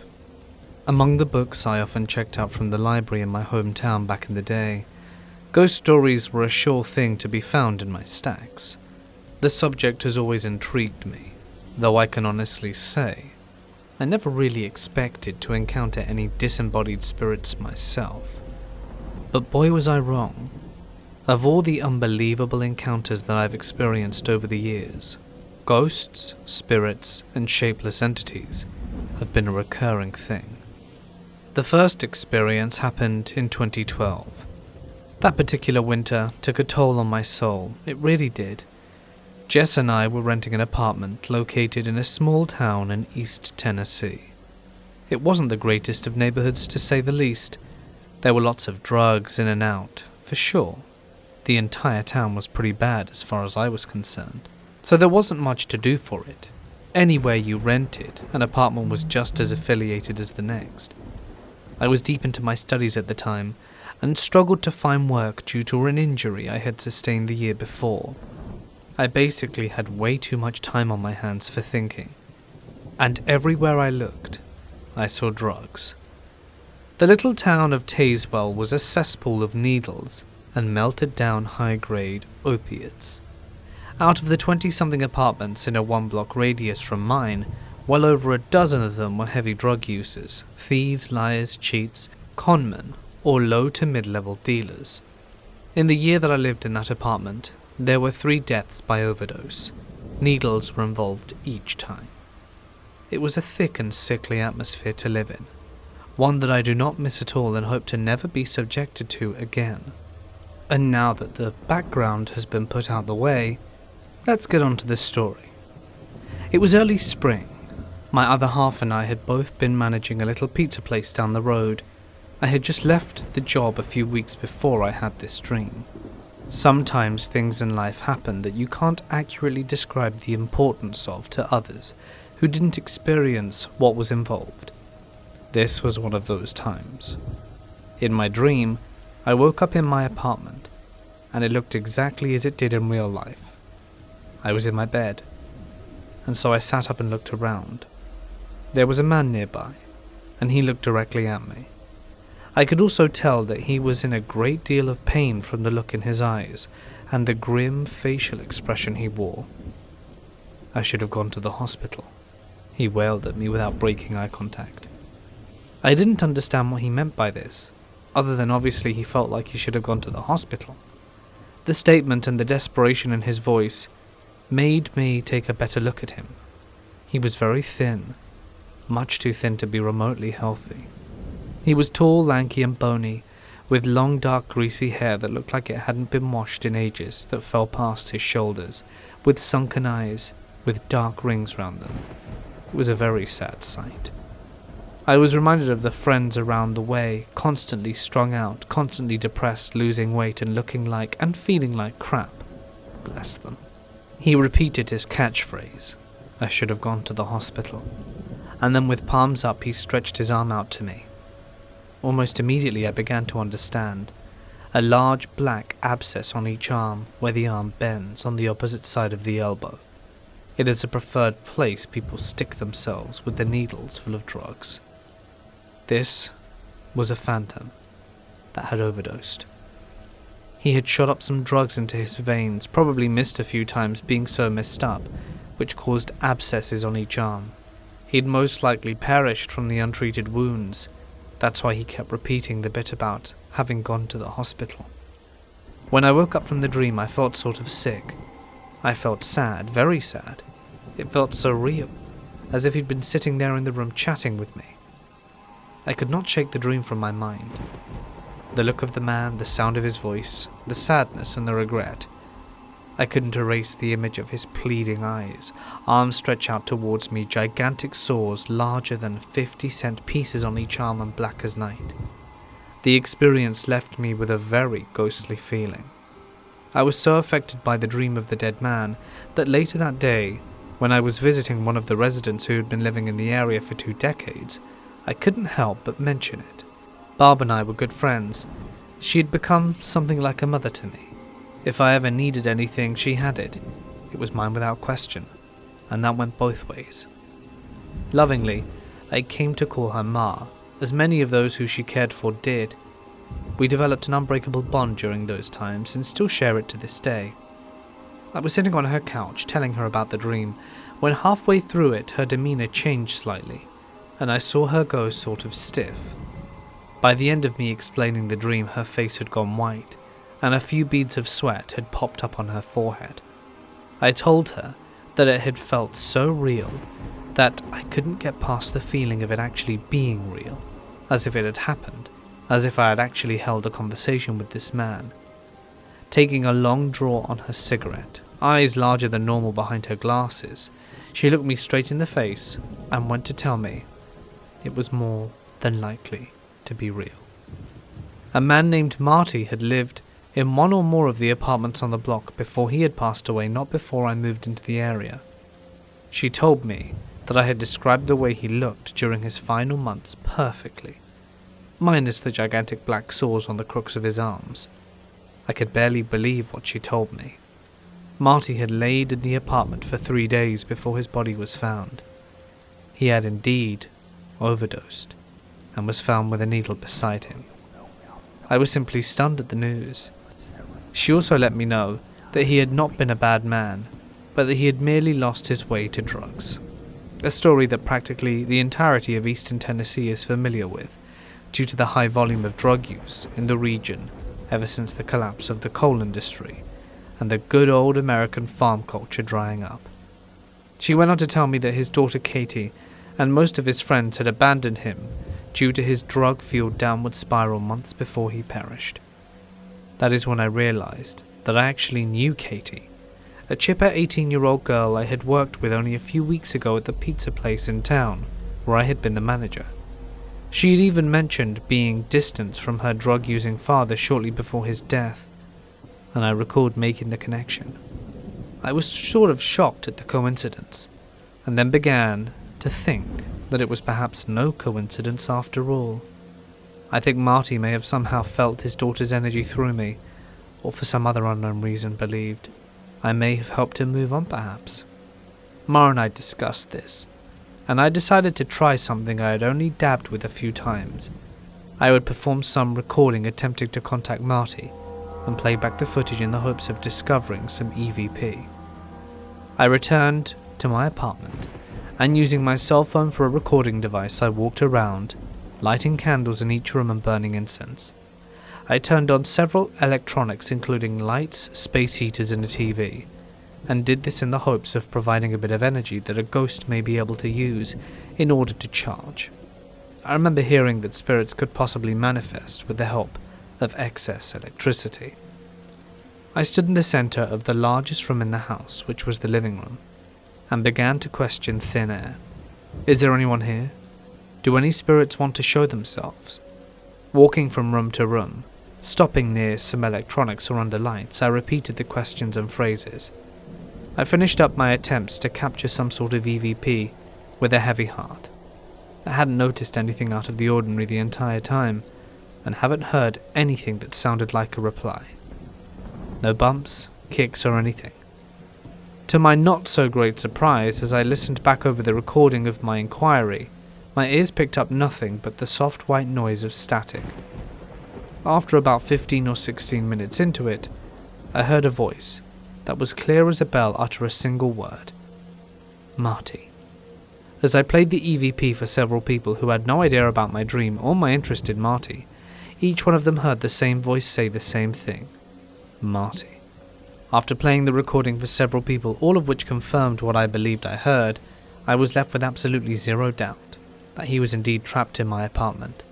So shortly after capturing the EVP and discussing the situation further with Ma, who had personally known him, I decided to perform a ritual of sorts to help him move on. Whether or not my attempts to help him accept his fate and forgive himself in order to move on were a success or not, I can't say for sure. But I never heard from him or dreamed of him again. And I also noticed, soon after, that part of the overwhelming depression I associated with the neighborhood was gone too. My next story.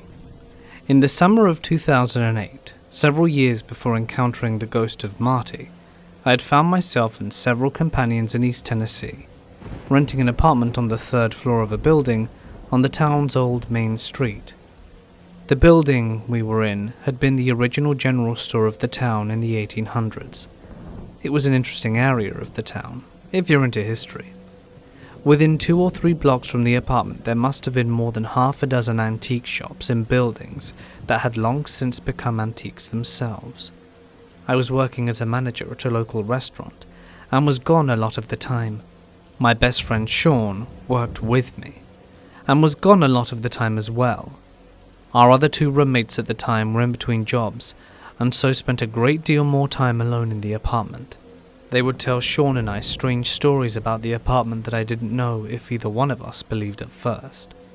They would say things like, how they had heard the front door open and close by itself when it had been locked with a key and deadbolt. They said they would hear footsteps from the front door leading to the bathroom, or from the bathroom to one of the bedrooms. Supposedly they would even hear voices as well. Twice they told us that they had been in the bathroom and heard the front door unlock and open and then close, footsteps approaching the bathroom, and then actually had a conversation with one of us through the door, thinking that we had come back home early. And then supposedly, when they came out of the bathroom, no one would be there, and the door to the apartment would still be locked. I believed something was happening, but didn't quite believe the stories about them talking to someone or something through the bathroom door or bedroom door after hearing it unlock the front door lock and deadbolt and just waltzed right into our apartment like it lived there. Well, like it was me. Sean was a skeptic too. At this point he did not particularly care for either of our or other two roommates, past the basic level of mutual respect, but put up with it for my sake. Needless to say, he was not putting much stock into what they were saying.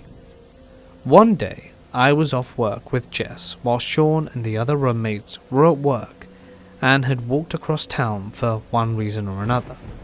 We had locked the door when we left, and it was locked when we returned, but the living room was completely discombobulated.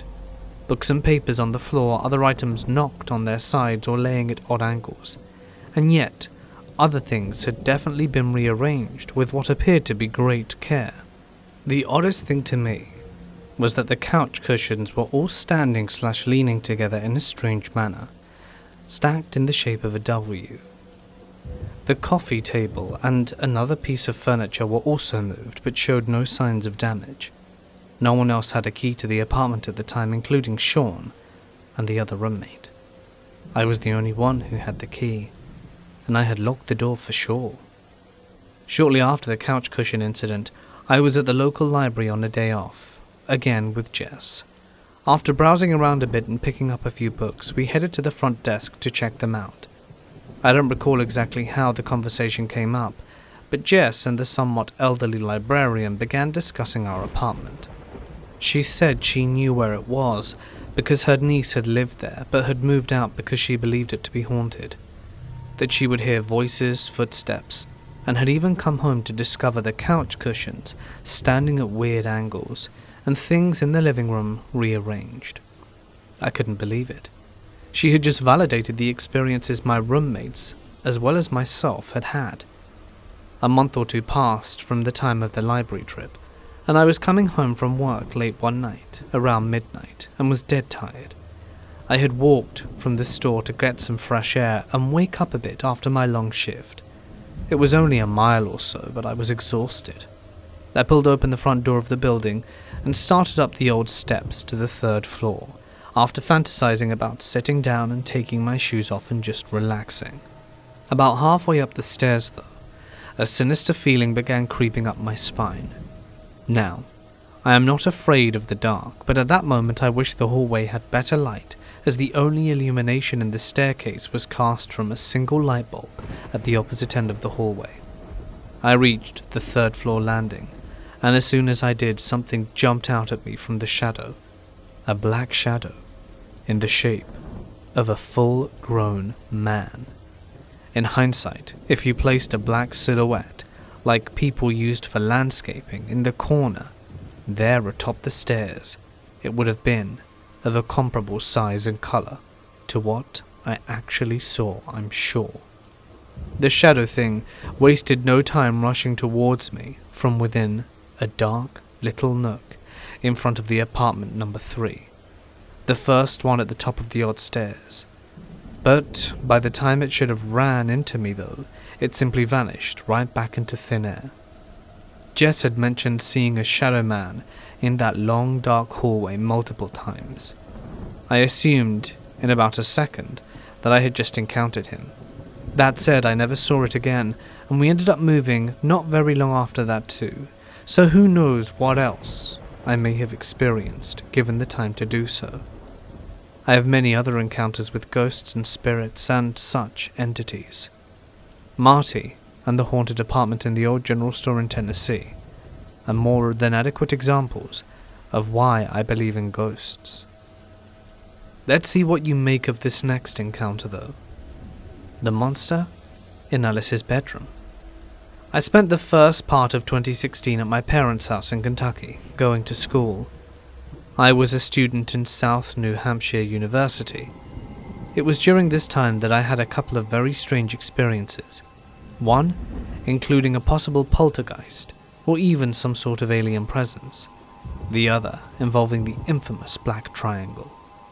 These two events happened within days of each other, and I have reason to believe that the two incidences are directly related, which is an interesting story in itself.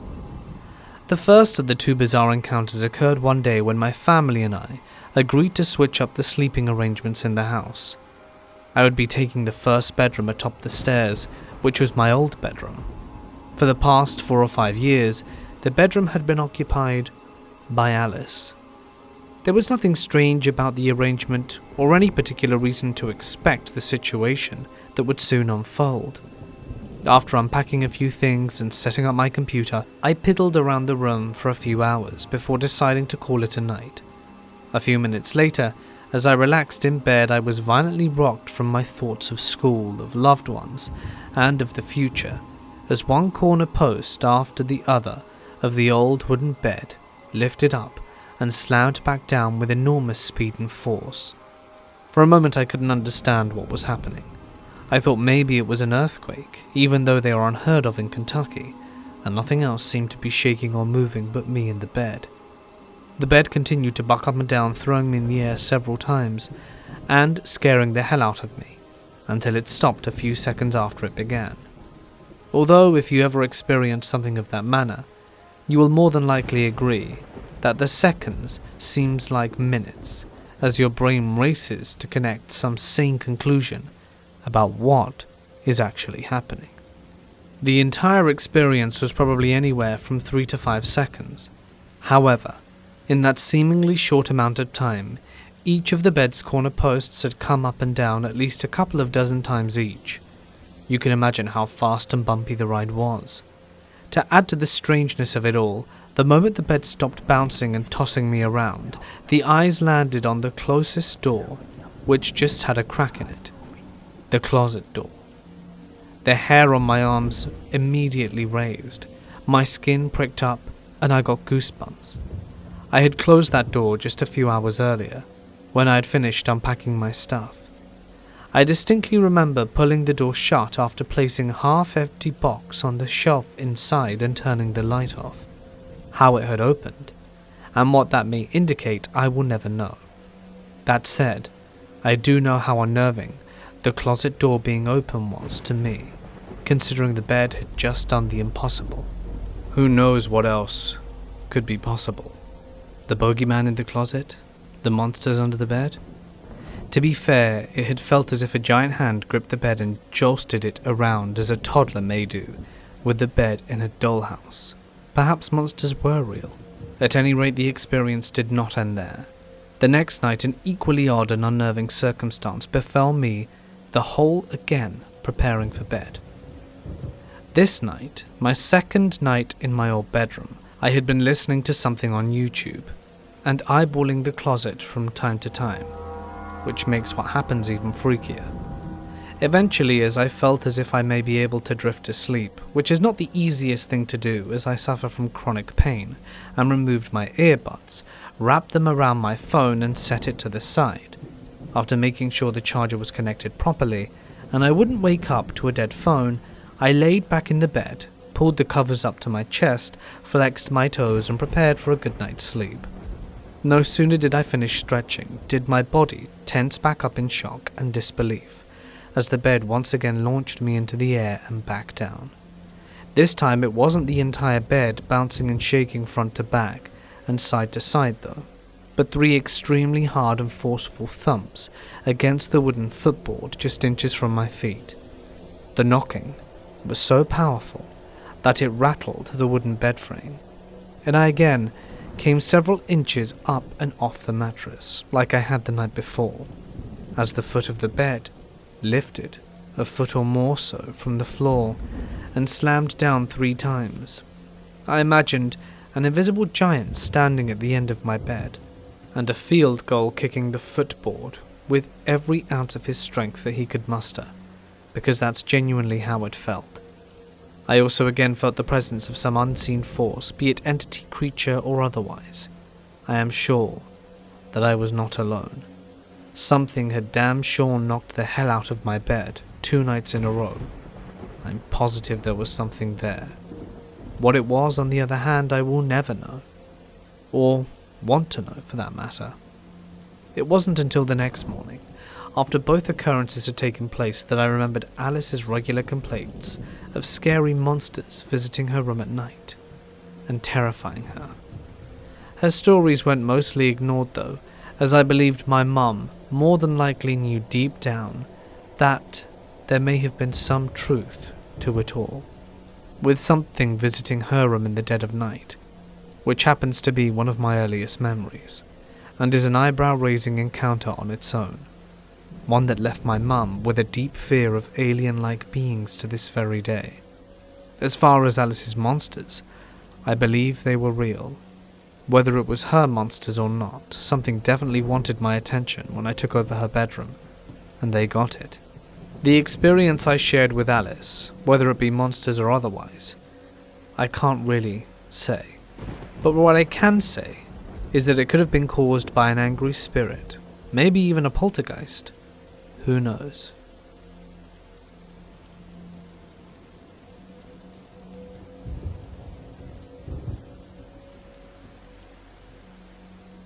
My parents have recently bought this somewhat run-down duplex, and they decided that I should be the one to help get it back into shape. When I first saw the duplex, it didn't exactly feel right. I'm slightly in tune with the spirits. For the first visit, nothing unusual happened, except for the feeling of someone watching me. Then on the second visit is when it started to go down. I was chopping up old rotten bushes in the backyard when I looked towards the garage window, and I see what I think is my reflection. But it doesn't look right. It's off-center to where my reflection should be, and it's looking down at me. I quickly look away, realizing that it wasn't my reflection, and I looked back to find my reflection in a different place in the window and looking like a normal reflection. I shake it off as me just seeing things. 3 visits later, I'm sweeping up a section of the duplex when I hear a tapping on the garage door. I'd walk over to the door and I knock 3 times. The tapping repeats what I knocked, and I quickly run out of the duplex and drive away. A visit later, I'm grouting some tiles, and I start singing Beautifully Now by Zed, and 30 seconds into the song I hear a very loud shh in my ear. I push it off as nothing.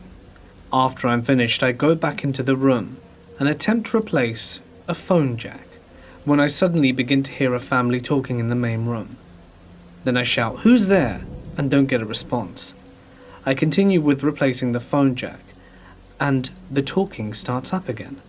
I jump up and run into the main room and scream, "This isn't your home anymore, move on!" And I run out of the duplex and call it a day and drive away. A visit later, I'm reluctant to go back, but I do. I am not a few steps into the duplex when I pass the hallway, when out of the corner of my eye, I see the figure of my little sister running between rooms.